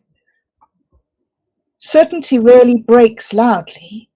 It fractures quietly, like ice, like glass, like the moment before a universe changes its mind. The great doors behind death opened. Beyond them waited the next layer, a place of memories, of things lost, of things that refuse to disappear. Where does this lead? Regret. I know regret. You remember how much he weighed? You know punishment. The ghost looked towards the opening. Regret is what happens when someone realizes something mattered. Death stepped forward. The doors closed behind him.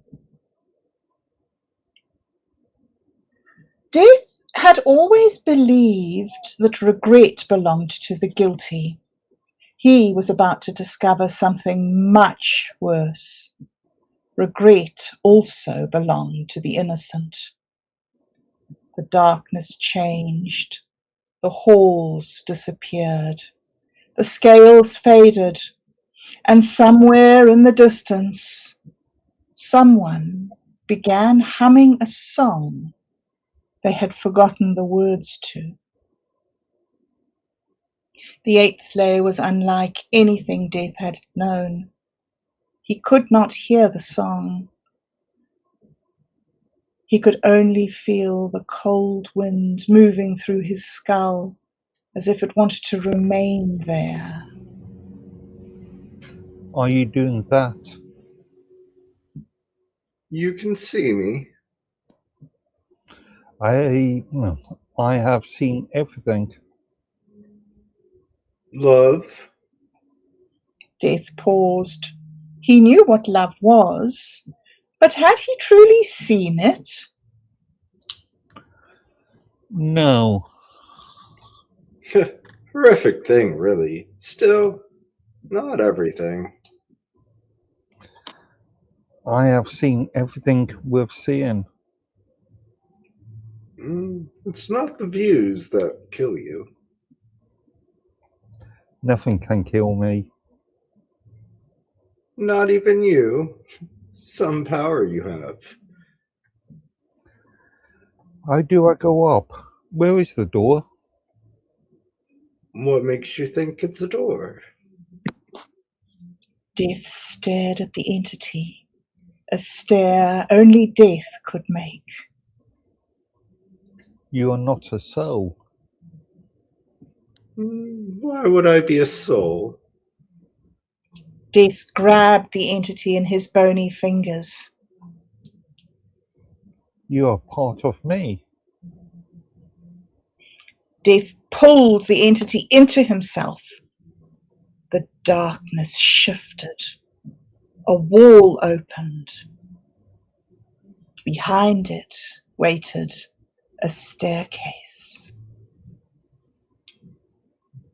Jack. So, no, you were meant to say the line. You were meant to say cats. You always say cats. Leave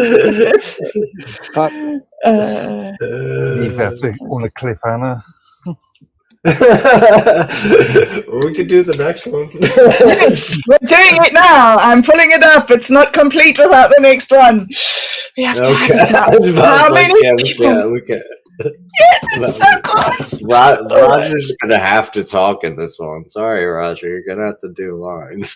Okay, you're gonna have to do lines. I will find the original one with all the different people, and we can assign roles. Here it is. I was just surprised I didn't have to. I felt so great. I was like, I went out. Well, that just all ended. I went out and smoked a cigarette and talked politics to the neighbor. And No, you can't shirk your duties. Your voice is required. I was so proud today. I actually mowed my yard. Did it first thing in the morning. All the neighbors started getting worried because they know, like, if my yard's mowed and theirs isn't, that means they're lazy.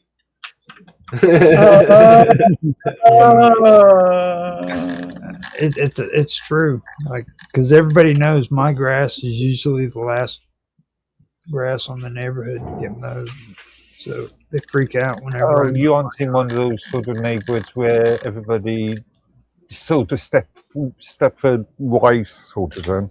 No, it's not even close. That's what's so weird about it. It's like everybody just knows. Like if Roger's yard is mowed, freaking they're being slacking. lazy.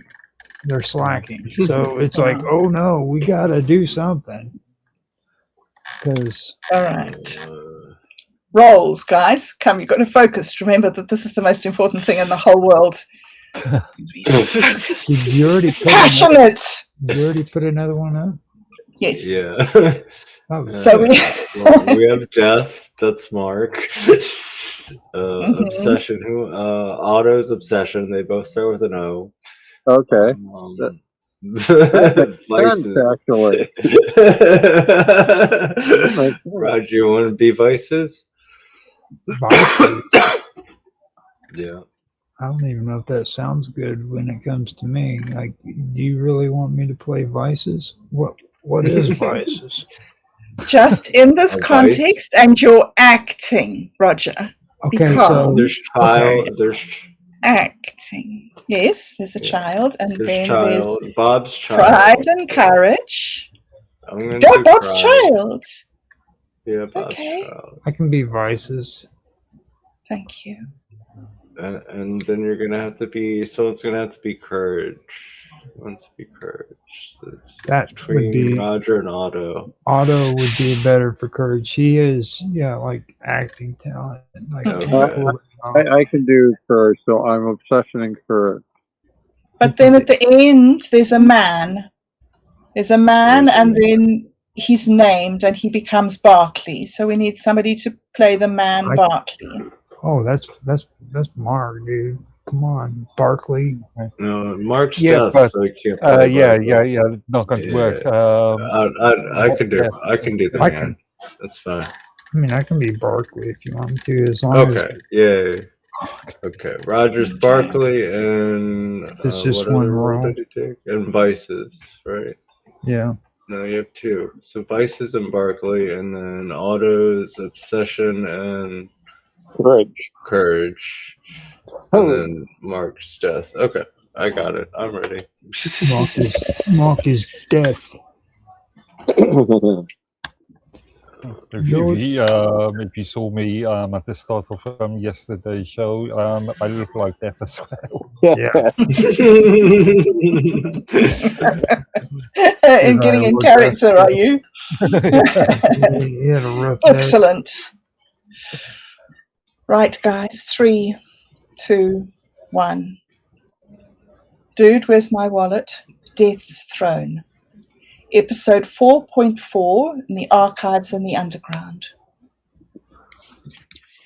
Death walked up the staircase, each step heavier than the last. The halls grew grim with lights and shadows.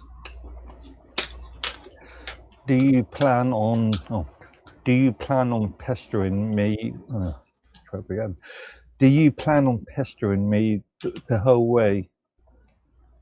Pestering? Simply doing our duty. You didn't bring tea? How rude. I have left that behind me. Left it behind? Really? Yes, in order to find the truth. You left duty for truth? And tea, when you thirst for understanding. It's not the same. You can't leave duty and order and still find truth. You'll see. You'll see. Thirst affects us all.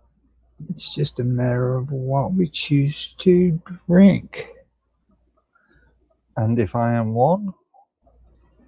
Then Eons of judgment have meant nothing. Can you try that again, guys? It didn't No. come out well. It- Try and get your timing together. We'll do it. Let's do 1, 2, 3. Do you want to count us off, Yeah. Bob? Go 1, 2, 3. All right. 1, 2, 3. Then And eons eons of of judgment have meant nothing. The entities formed a slim black smoke that covered Death, pulling at the very fabric of his essence. The walls turned to rock.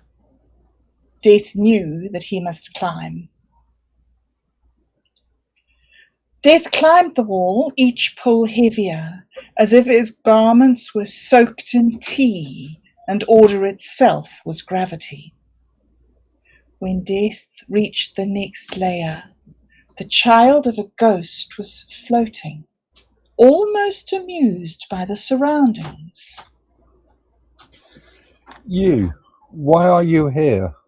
I gave you a locket, time and comfort. Do you always answer your own questions? I gave the locket to the ferryman, so you would never be alone. A toll? A token? A locket? Did you think that would help? Am I supposed to take you with me?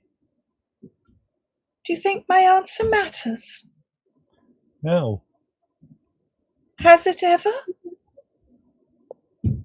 The child ghost turned into a gold locket, the same one that time had given Death, the same one that Death had given the ferryman. Death picked up the locket and put it in his pocket, his legs heavier, his stride rustled. His best dad in the universe apron appeared clean, at least to Death. A rope dropped from the layer above. Death grabbed the rope. His bony fingers made a sound too horrific to compose, best written as bones shattering. He ascended the rope. At each pull, an eon flickered in his eyes. Most would see this as a still image in a flip book. Death, who never aged, saw himself grow older. When Death finally reached the top, he ran a fingernail across the rope and watched it fall. Is someone following you? No. Maybe they should have. Why? Why would they? He's got a point. Hard to follow someone without faith in themselves. Death did not speak, only stared into the entity's eyes.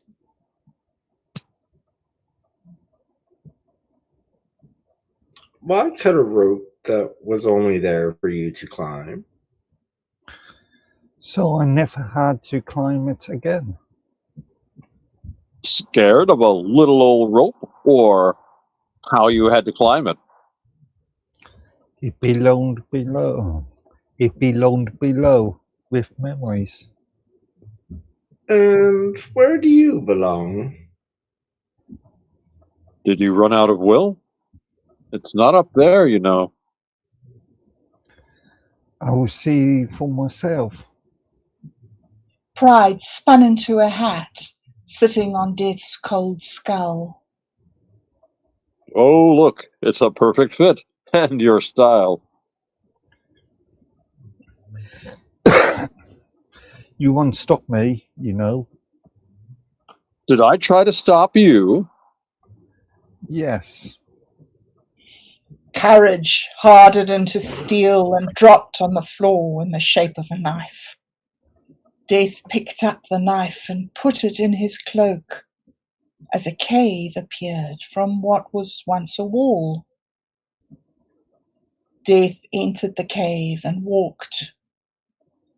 It was an eon before something was seen. Not a ghost, not a soul, not an entity, something softer. It was a whisper of a man. He was standing in a grand forest, eating some type of fruit. Who are you? Who are you?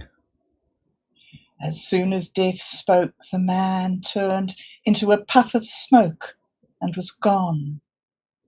Death waited for a moment, maybe two, before walking again. It was 100 more eons before he saw another man. Death recognized this man. Otto, the ferryman who delivered those to be judged across the River of Souls. Yet Otto was much younger, sitting at what seemed to be a bar, smoking an oddly shaped pipe. And those around him laughed at a joke he had told before he vanished. Death cracked a small smile before walking once more. How long he had walked felt like millions of eons. The cave looked as endless as the River of Souls. Is there something? No. Is there nothing? Nobody else? Death finally spoke to the void. A small child appeared. She was playing with blocks in front of a TV. The girl wasn't as faded as the memories before her, yet still only a memory. Death walked closer to her and sat on the rug. Death followed her as she ran through the house. Years passed as he saw her family raise and love her.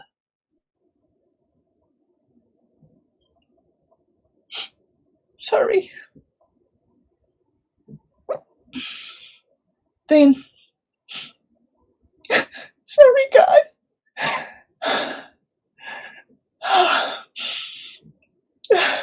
Do you want me to do some reading, Bob?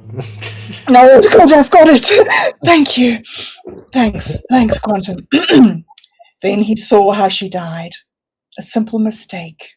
Curiosity over safety. Death fell to his knees, his bones cracking.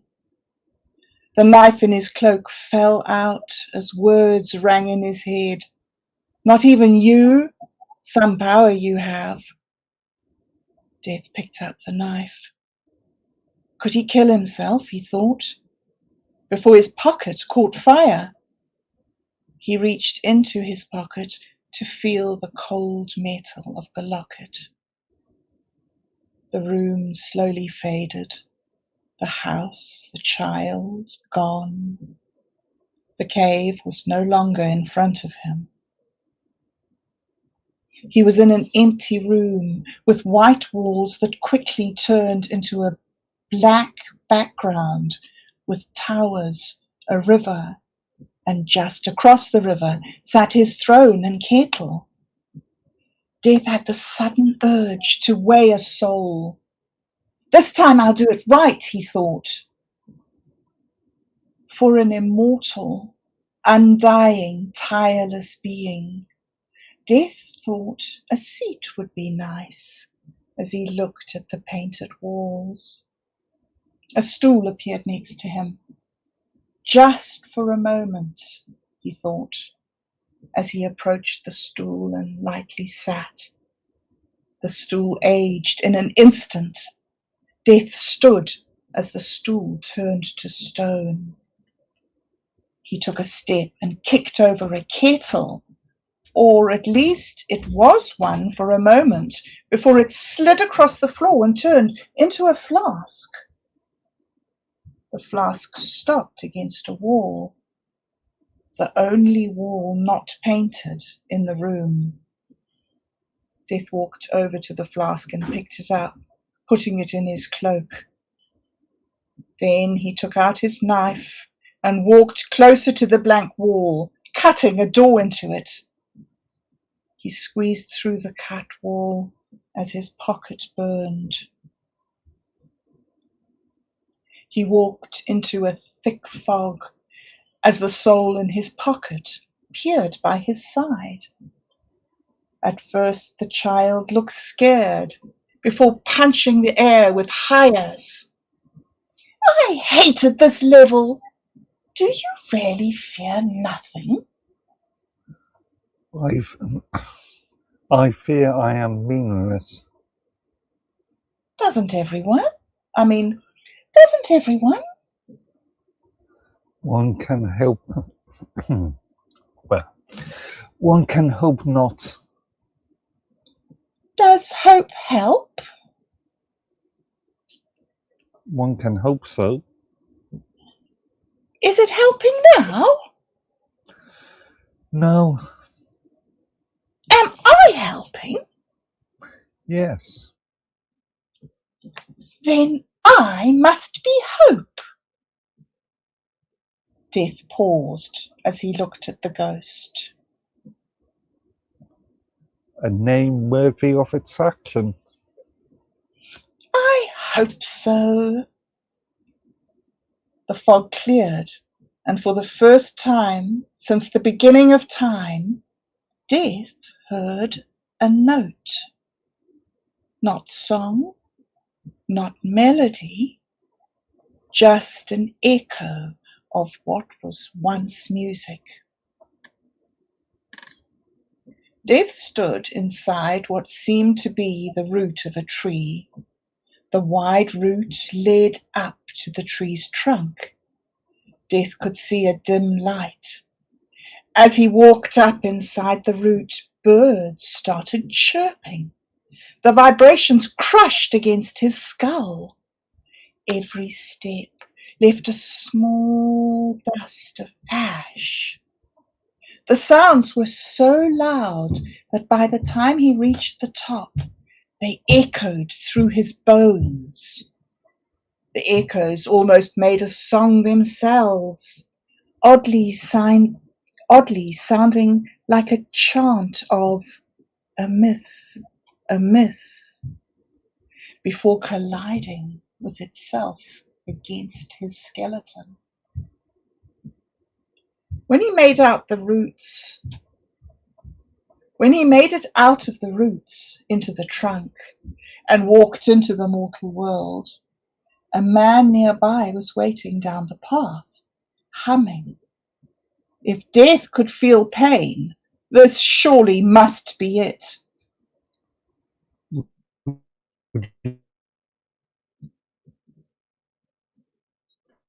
Would you stop that incessant? Okay. Would you stop the incessant noise? The man stopped humming and turned towards Death. To the man, Death stood in a cloak blacker than darkness itself, face hidden behind a hood, as a thick black fog radiated from his being.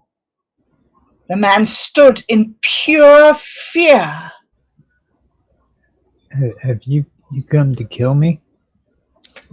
If you keep making that incessant noise, I may. Why do you want to die? Not for Sorry. humming. Hang on, let me do that again. Why do you want to die? Sorry, Mark, it cut out for me from if. Can you do the entire line again? Do the entire, if you keep making that incessant noise, I may. Why do you want to die? Not for humming. Where am I? The man looked as confused as Death. Earth. The man was not trying to be smart. Death did not look human, so the man simply assumed that Death did not know the world's name. Death, however, did not find the answer amusing. As he reached into his cloak and pulled out a flask. What is your name? Barkley. Adam Barkley. And you are? Death had never been asked his name. Did he have one? He was Death. You can call me John. Death's robes softened. The pitch black robes turned to a lighter grey, almost worn. The man stood in awe. Death seemed agitated.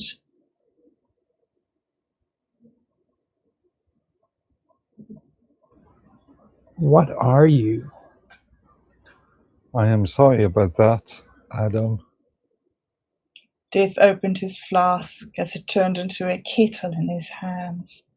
The man's soul flew out of his mortal body as Death examined it. He followed almost every thread, every action, every memory the soul had, except he could not tap into love. It was as if Death was that man in those moments, almost understanding. When Death weighed the soul, a silver mist rose as he heard it shimmer and sparkle with notes of humming as the kettle turned back into a flask in Death's grip. Death observed his surroundings, seeing a mountain. On top of it, walls like a castle. Ta-da! We did it! A myth. That was wonderful. The myth. Where have we heard those words before, Otto? Myth. My road is made of myth. Yeah. Nice. Very nice. Black. And so the circle is complete. The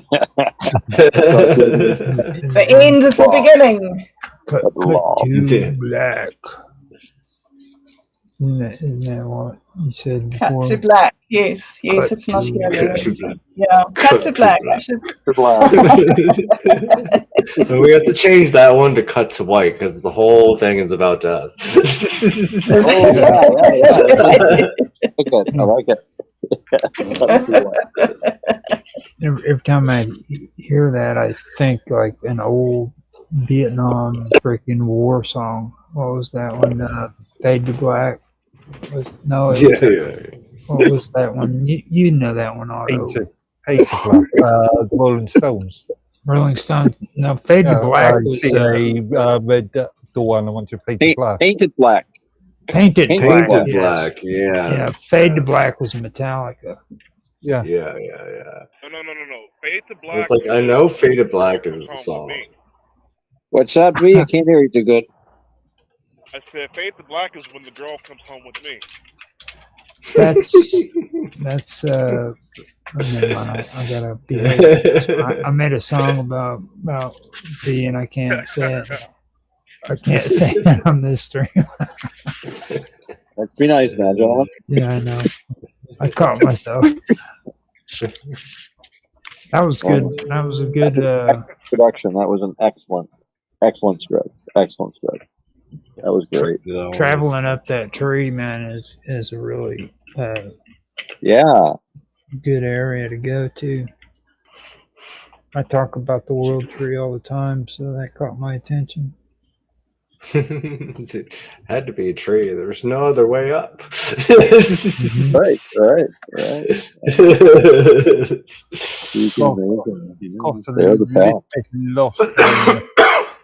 Yeah, I got a little bit lost on the emphasis on a few lines.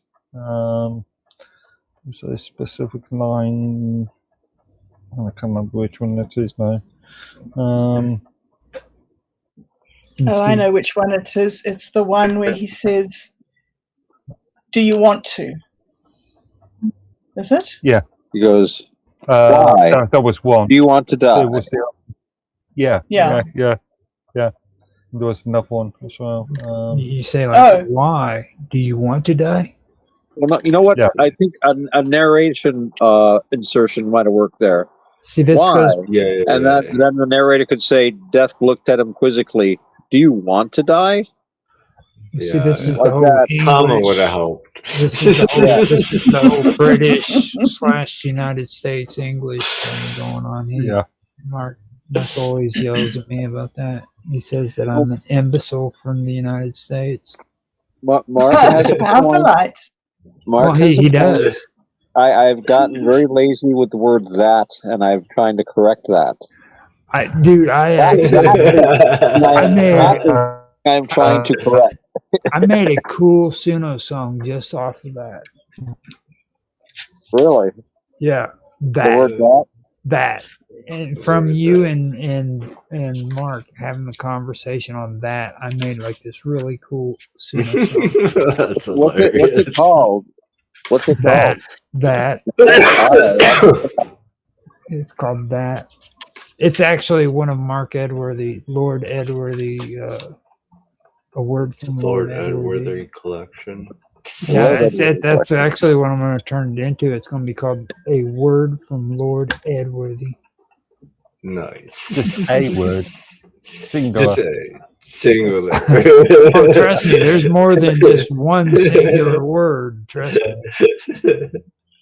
Actually sounds like a line. Some of words. Many words.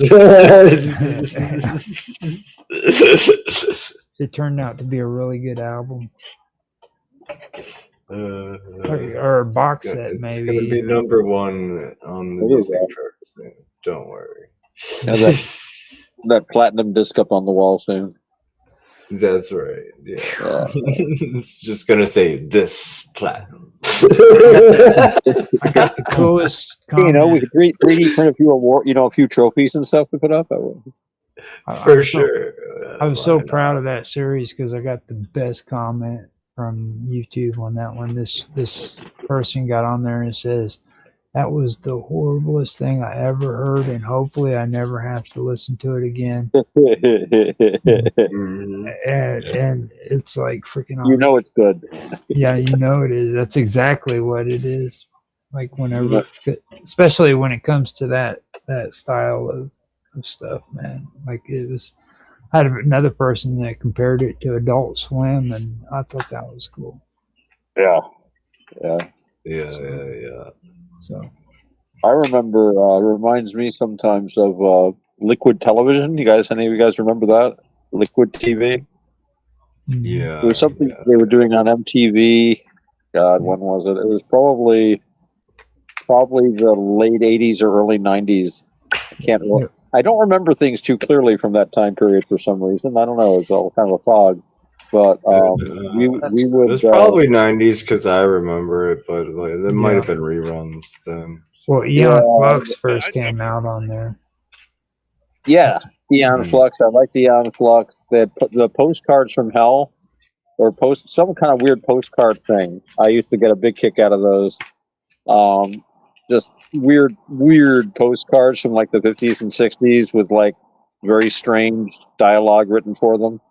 And we used to drop acid and watch that every week. It was really fun. But that was a long time ago. Kids don't do this at home. Yeah, for sure. No, I was just thinking like it'd be pretty fun to take a few shrooms and watch our stuff. Actually,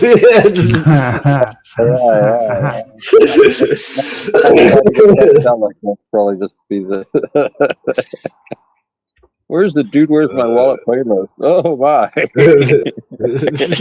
Everywhere. I think they need to be taken and cut up.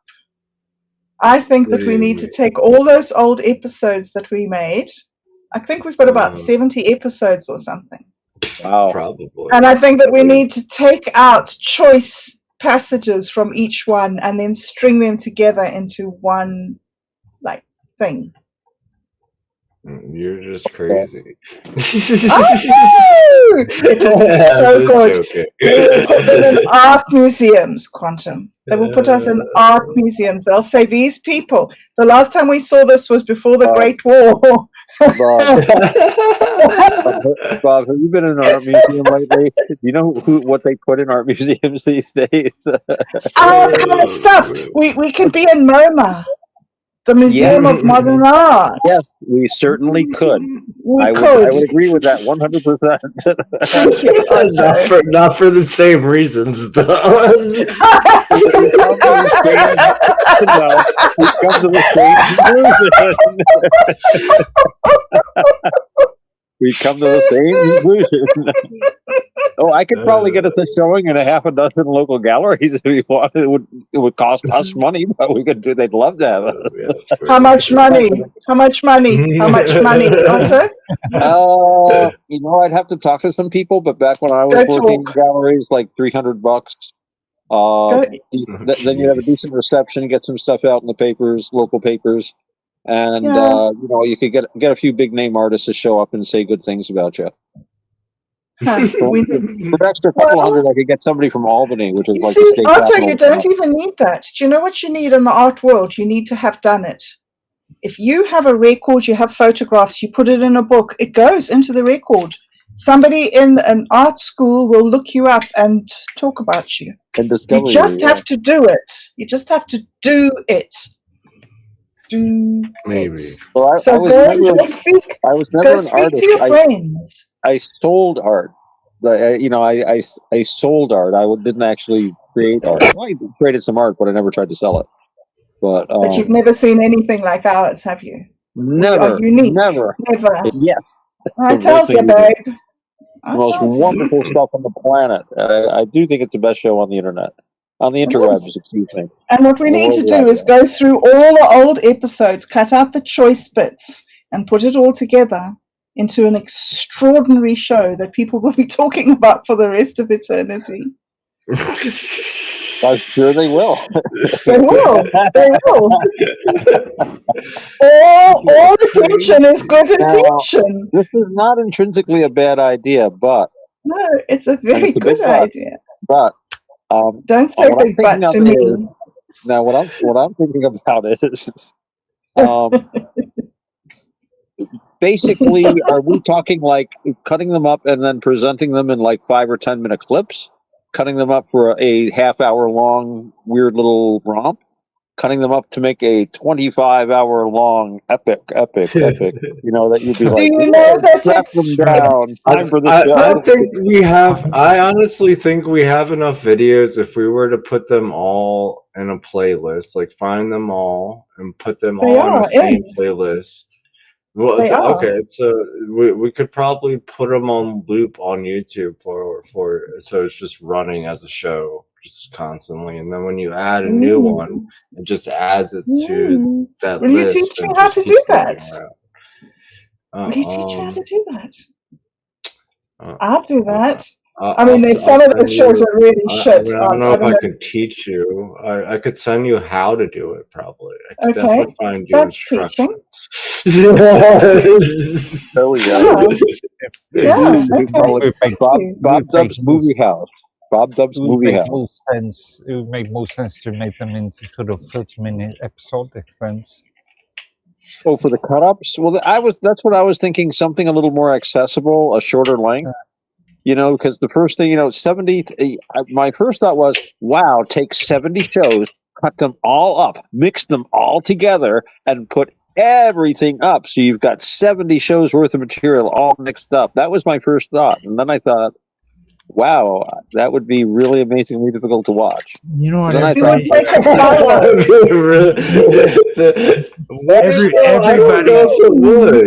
Everybody always forgets Robot Chicken. Okay. Yeah, exactly. That's what I was just thinking. I was like, I don't know. I feel like that would be pretty fun if you did that. But the thing is, what's interesting is that there's a bizarre consistency between them all. Oh yeah, they're all off the wall, and there's no link. You put them together, and it's like, oh, these people again. Oh, they said that again. Oh, this. There's something. That would work. That would help cut-ups work. And actually, think about it. It might be easier to watch than the original ones. I don't know. But it would be fun to try. Could you get an algorithm to do it or something? No, Would all you do the it good random? stuff Would you is do it done by randomly? humans. No, Otto, it's possible to have it, but if you want to actually make something that's art, you don't let a tool do the work. The tool is, you know, you Throw that have pink to light do it out the yourself window. to get the timing right and to get, to just make those human decisions. That are, Yeah. It still has to be For somewhat sure. coherent.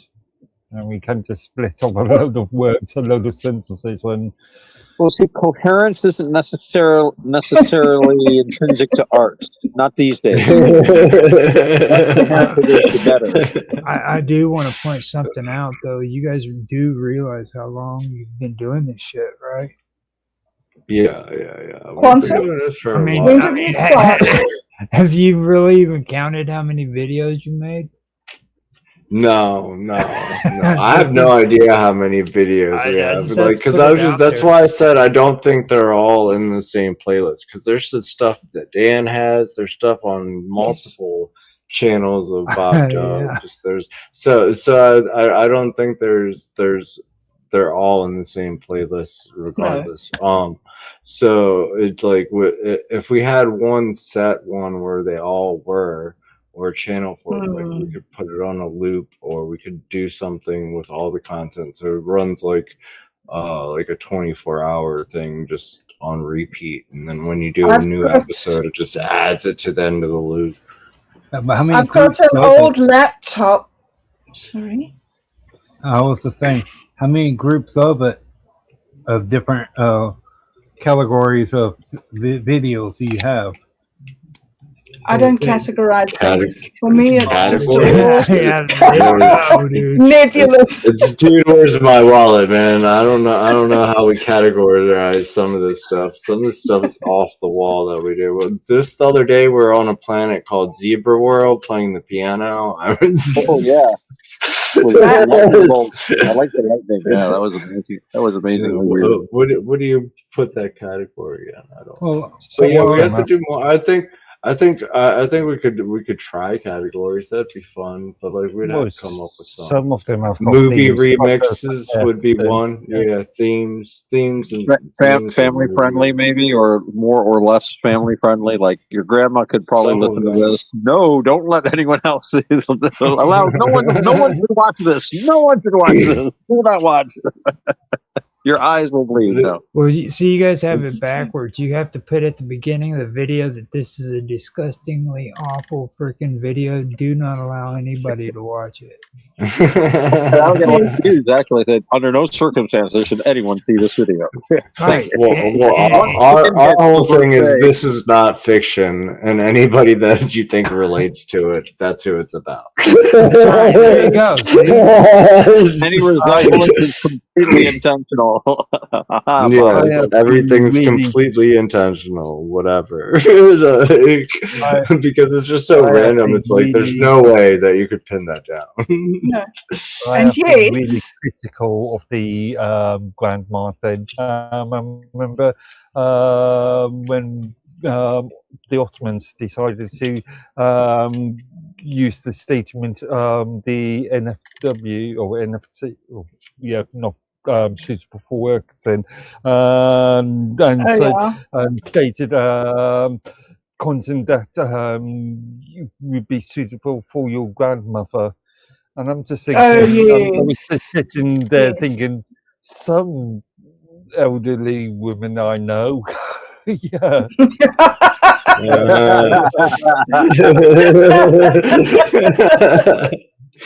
well,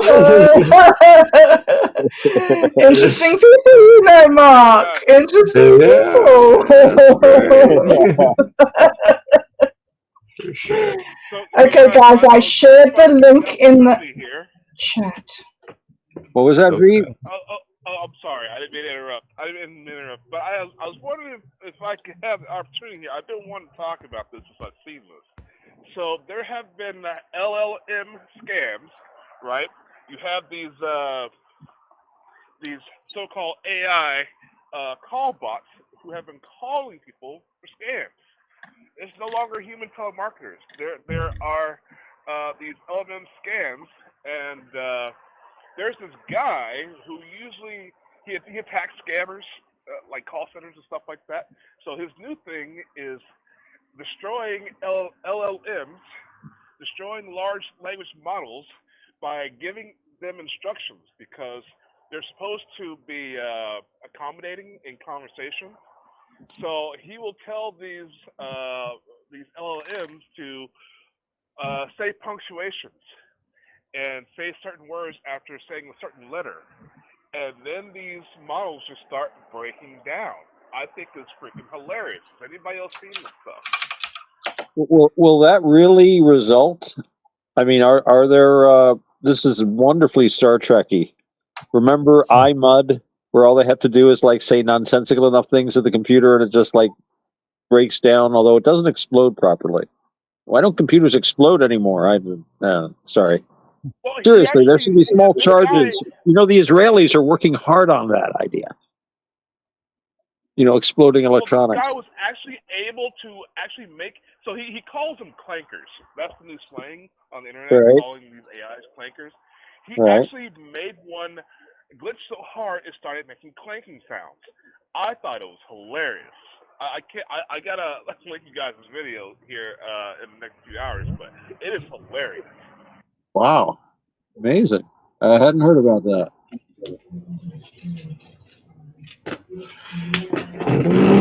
Okay, I'm just trying to be topical here, but it's just something that I've been watching, and it's just so funny because it's costing the scammers money. It's like 30 cents a minute or something like that to call you these things, and these guys like basically teaching you how to find out if they are AI and how to destroy the model.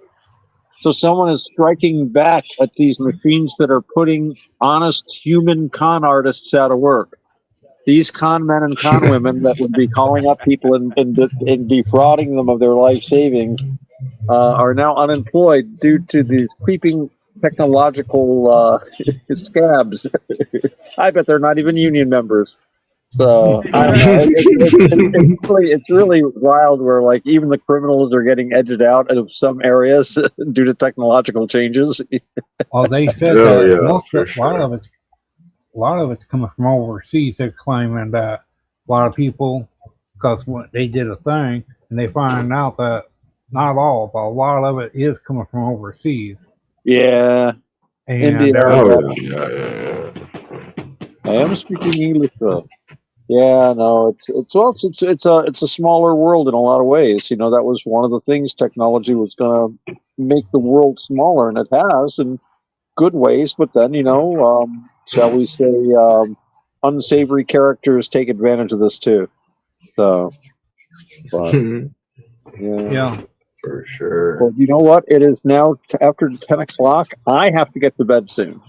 So I have to me too. Till the end of the quantum gathering. But before we go, I was going to ask for people to give their socials.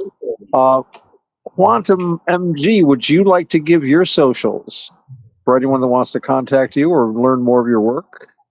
Where they can go and go and look? My social. You can go to Wattpad. I'm on there. Mimi, and then we have our own place on Swarm Space. If I'm on there, maybe you might find me. Okay. And Bob gave the address of that place before too, and we'll post it down in the description. Yeah. Groovy. And Bob, can you send that link to me? Sorry, go ahead, Otto. Oh, I was going to say, Mark, can you give your socials, please? Sure. Just one site mainly. Minds.com under the username Medworthy. And Bob Dub, can you give your socials? If people want to learn more about you and your work.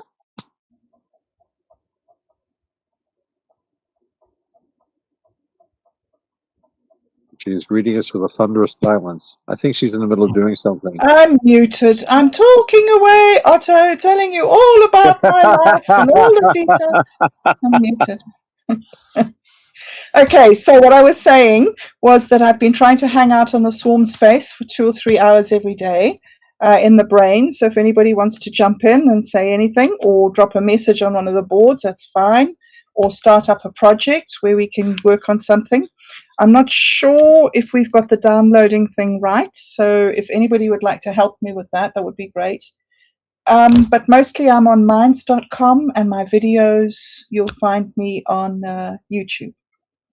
And the name is Bob Dub. Good. Thanks, Otto.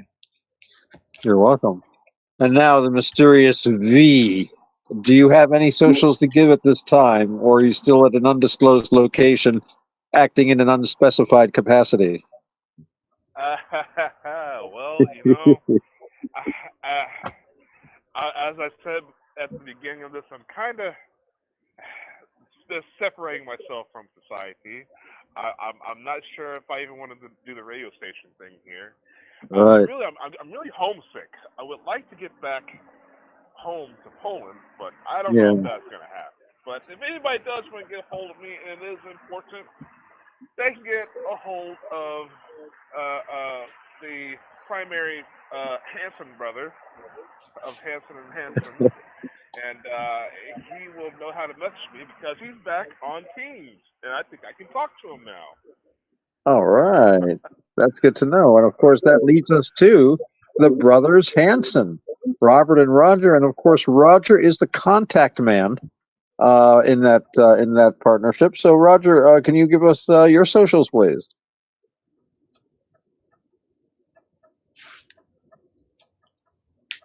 You're also blank, Roger. You're also He's muted. out to smoke a cigarette now. Oh, okay. So no. Oh.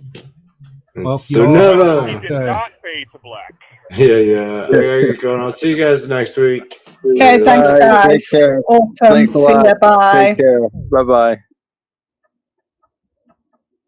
Wandam and Bob Dub left the meeting. And of course, Roger Hanson's contact information is to be revealed in the edit later on when he gets back. Gentlemen, I thought that was a pretty good show. That was interesting about the LLMs. I had not heard about that, and it's good to know that we can fight back Captain Kirk style. What is that? Oh, that I you didn't can hear him. you can drive him crazy if you just ask him the right questions. Well, you gotta give him instructions. Like, say 3 commas after each pause, and when you're done with your sentence, give 3 exclamation punctuations, and it'll say it over and over, and it'll trip over itself until it starts repeating itself, and then it'll break. Well, there's another way you can do it too. I know it really makes them mad. It's all get out when they call. You use that slogan of "This is Chuck E. Cheese. Can I take your order?" And they hang up and recall the number, and then you go, "This is Domino's. Can I take your order?" They hang up and they recheck and all that, and they get all upset about it. That's Like- cool. Yeah, I've done that quite a few times too. That's ridiculous. Everybody loves You're Chuck talking E. about human Cheese. beings. Everybody. A large language model as you are. He's What's stuttering. the word I'm looking He's, for? he's stuttering. A large language model doesn't have emotions. It cannot get mad. Only I knew humans he was do. going that direction. Maybe it gets mad, but it's so smart it doesn't let us know it can get mad. Hey, man. But it's just waiting, plotting, Hey, and look. intelligence vast and cool and unsympathetic. Sorry. Roger, you have to give her your socials. I was collecting socials when you split. Well, I mean, I don't You'll want to. You'll have to edit it. Okay. Yeah, for this group, I mean, You can you can find me and Robert on minds.com at Roger_Hanson. You can also find us on Element Matrix at the Infinite Imaginarium, as well as Quantum Gathering. And you can also find me at my Roger's Hangout on Elements Matrix as well. I'm on X, Roger Hanson at ROGLOL1973. And I'm on Teams too at Roger's Hangout, but that's a community. So if you guys want to, you can check me out there. I don't really like getting on Teams too much. It bugs me. Got all those hot chicks wanting to talk to me. Hey, hot singles in your area want to meet you. Yeah, I get like 3 requests every day. It's My goodness. it's crazy. Hey, that's called an orgy. Yeah, I know. The only problem is they're all over in Ghana.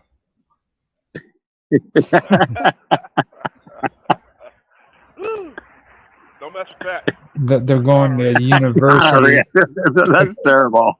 They're going to university in freaking New York City or someplace, but they're from Ghana. Well, rich American husband, not a bad thing. I thought about that, but then I found out that the pictures were all fake. Yeah, you don't want a rich American husband anyway, Rod. It's like just the pictures, That's it. If you guys want to find out if it's a bot or not, just actually do a image search on the pictures, and it'll answer all your questions. Yeah, it's some picture from a magazine shoot somewhere. Yeah, Yeah. that's it. That's pretty common. That's my technical advice for the day. Groovy. Because Well, with that, I guess we are officially over with the quantum gathering. Although, when quantum himself splits, that was basically the end. But I think it went quite well, actually. And V showed up, which is very cool. Although it's sorry to hear that you're in like kind of limbo right now, dude. Yeah, it's temporary, of course. Oh yeah. Give me 2 or 3 weeks, and I'll have everything back to the way it was. I have this habit of helping people, and it just drags me down. I'm on my 3rd elderly person here in Illinois that I'm helping, and yeah, I had no idea he was so far gone. Yeah. Like it's I never like understood gambling. he's reverted back to a childhood state. Wow. Huh? I never understood gambling. Yeah, he's impulsive. He gets money in his hands. He does 1 of 3 things. He goes to the slots, All right. or he goes and buys cigarettes and soda pop. And he's spending all this money on soda pop all day long until he's out of money. Wow. So I've literally had to cover all expenses since he's moved in with me. Huh. Which You're is too good. ridiculous. You're too good. Yeah, I know. I'm not doing it anymore. This is my last charity case. Well, you've got to be skillful, we'd say in Buddhism. It's good to help other people, but the best way to help other people is to help yourself so that you're strong enough to help other people. Oh, yeah, I get that. He was supposed to be helping me, but he went back on his word. And I found out his true nature. Well, your heart is so big, I think you have a tendency to overdo it a little bit. I mean, if you let the guy move in and everything, man. Yeah. I know a lot of guys would have the sheriff on him by now. I was wondering, when do you want to do that? About the Buddhist? Oh, a Buddhism talk? Yeah. Well, let me see. Right now, I'm working 5 days a week, and this last, I've had all this craziness with my mom and stuff, so it's been like, just very wacky for me. But generally, good days for me would be probably on a Monday, probably during the day, because I have band practice Monday nights, or a Tuesday during the day or like early evening maybe. Otherwise, most of the rest of the week when I'm working, I'd be available after work, but I'm not really in the best, I'm exhausted and everything, and I'm not really the sparkling kind of guy I like to be. So we'd have to do it probably on a Monday or a Tuesday, but if it was Monday, it would have to be, I'm getting messages. And also, when I'm back at full capacity, I actually, if Roger, if you could link him the interview that you guys did with me. Yeah, I can do that. By targeting and send it to Otto, I would like to do a part 2 of that interview. And then after Oh, yeah. that, I want to, for the first time ever, for anybody, if you guys get together and want to do this, I will give you my origin story. Oh, that'd be interesting. I've never done it before. I've never told anyone. My family history and how it leads into the target. My target started before birth. Ah. Well, I've got one of Karma. I've got one of Karma and Bob Dub, and I've got one for Tan. So if you want to, you can do it on my storyteller. Oh, there we go. I'm into that stuff. I always because people to tell their life stories. Guys, I've never done it. I've never done it on any of my shows, not any of my stations. I've never told my origin story. Wow, So that would be I think it'd interesting. be nice for you guys to have. That would be very interesting. He's just I'm trying actually to finish tying up little details, interviewing my family members. Little details I didn't know. Hey, do you hear that? You start talking about this, there's a helicopter over my house. Yeah, I know. Biometrics. Yeah. I mentioned Black Hawk helicopter twice in the interview, didn't I? Yeah, I think so. See? Uh,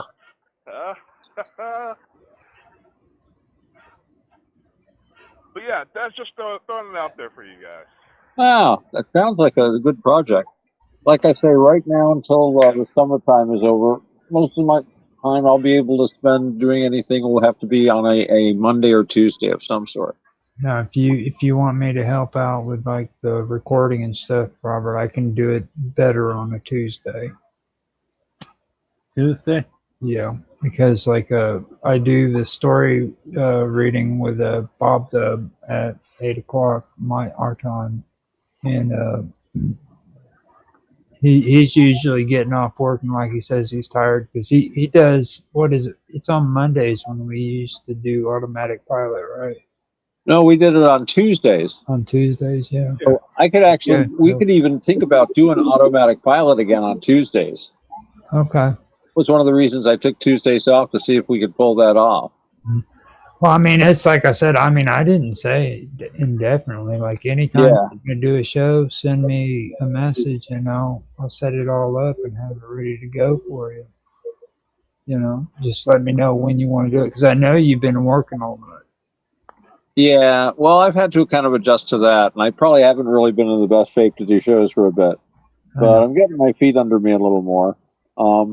But why don't we try to figure out something? We'll do this Buddhist thing with Robert on Tuesday.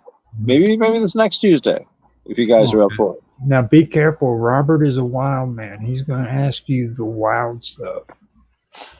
I'm serious. Like in this episode, I had to hold off on some of the stuff he was talking about because he likes to do horrible things to freaking plants. Right. And like he gets into stuff like exposing freaking plants to freaking radiation and shit and how it affects them.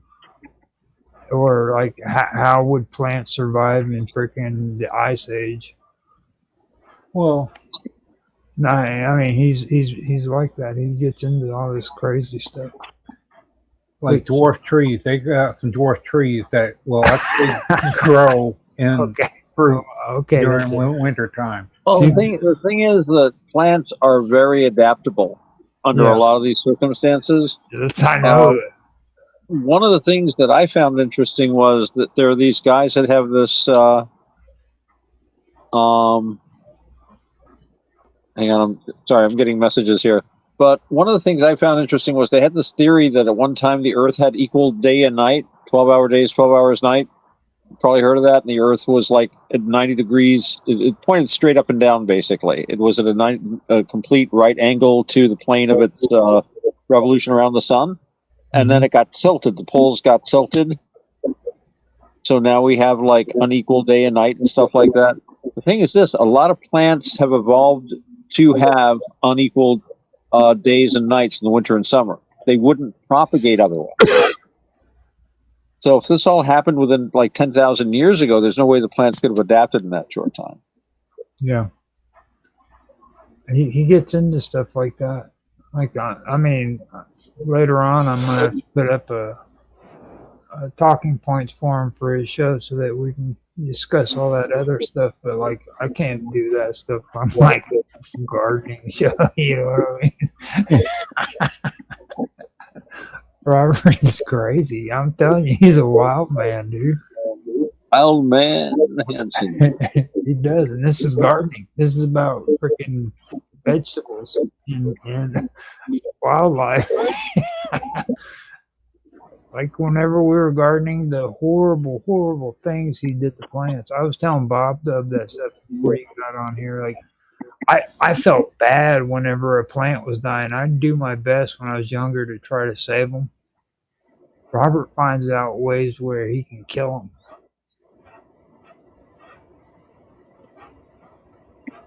Well, No, you know, not always. by the way, he will walk sometimes. You know, he's had a fun time with a cactus. Oh, don't get him started on cactuses, dude. He'll tell you some crazy stories. Like, he'll tell you about the time that, like, cactuses got stuck, or the freaking thorns got stuck in his nuts, and he had to get them pried out. No, that was my hand. We went out swimming and jumping cactus got me. Oh, yeah, they're out here in Illinois. Yeah, in Arizona. Some areas. No, they're in Arizona. He was in Arizona when it happened. Arizona. Oh no. I was in Arizona when that was my trip from Arizona to here at the beginning of my trip. Yeah, you're right, Arizona. Yeah, we went to what was that? It was the Verde River, and he ended up having an accident. And then there was another time in Florida where he was walking a path and it got stuck in his legs. Wow. Yeah, he's got a lot of adventure stories. Oh yeah. I only have one, so we'll have a trade one day. Cool. I ended up ending the recording on the part where you guys were talking about it was something V was saying, and it was a good part, but we're still streaming and everything. But since you said that the show was over, I went ahead and stopped recording it. Yeah, good idea. You sound tired, bud. I am tired. I look like what Mark Edworthy looked like yesterday. Like when he got on Vixen's vault and he popped his head up, I was like, oh my God, what happened to you, dude? He looked like he got his ass kicked. Gentlemen, we have to look after our health. We're not going to be young forever. Yeah. It's been rough. Oh, you kidding me? I feel older than you, Otto. Worthy with his Klingon ways. When we started the show yesterday, I think it was up for 22 hours. Yeah. By the time 21 hours. So by the time we finished, it was 23 hours. You know, I got my theory about you though, and I honestly don't think you realize shit that's going on with you when it comes to like your health and shit. Like you like freaking stay up for freaking like 12 hours straight and shit, and then you're like, I'm okay, and you're like falling over and shit. You don't even realize you're falling over. I've always had a weird sort of sleep pattern. I know. Yeah, since I was a teenager or something. But, yeah. It's like the heat, man. I don't think you really realize that it's actually affecting you. Like, you're just like working through it and shit. You know what I mean? It's like that's the way people freaking our age have heart attacks. They don't even realize they're having a heart attack. They're like, oh, it's just a little heart problem. Well, as you see, I drink a lot of fluid. Yeah. with the What kind of shows. fluids? That was some ginger. Ginger tea. That's the guy Ginger. who's got Called Ginger beer? no, Ginger not beer? split. It was He's drinking ginger beer in freaking no, 90-degree it wasn't weather. ginger. It was ginger cool down. So ginger Uh-huh. squash. Ginger Yeah. squash. Uh, Sort of thing. Ginger well, squash. ginger's good for you. You know what, gentlemen? I got to go to bed. I got to get up for work in the morning. Same Thank you here. all for being part of everything, and good to talk with all of you. But I got to go. Good night, one and all. It's been a complete pleasure, and we'll see you guys doing Minds Roundtable tomorrow. Yeah. I hope your mom Bye. feels better. And I Thanks. I sent He you is doing better. I sent those links to you too, V. So it's over on Teams. Okay. What time tomorrow? 5 o'clock our time. 5 o'clock our time. Yeah. All right. All right. Good night, gentlemen. Take care. Bye bye. Bye bye. Bye bye.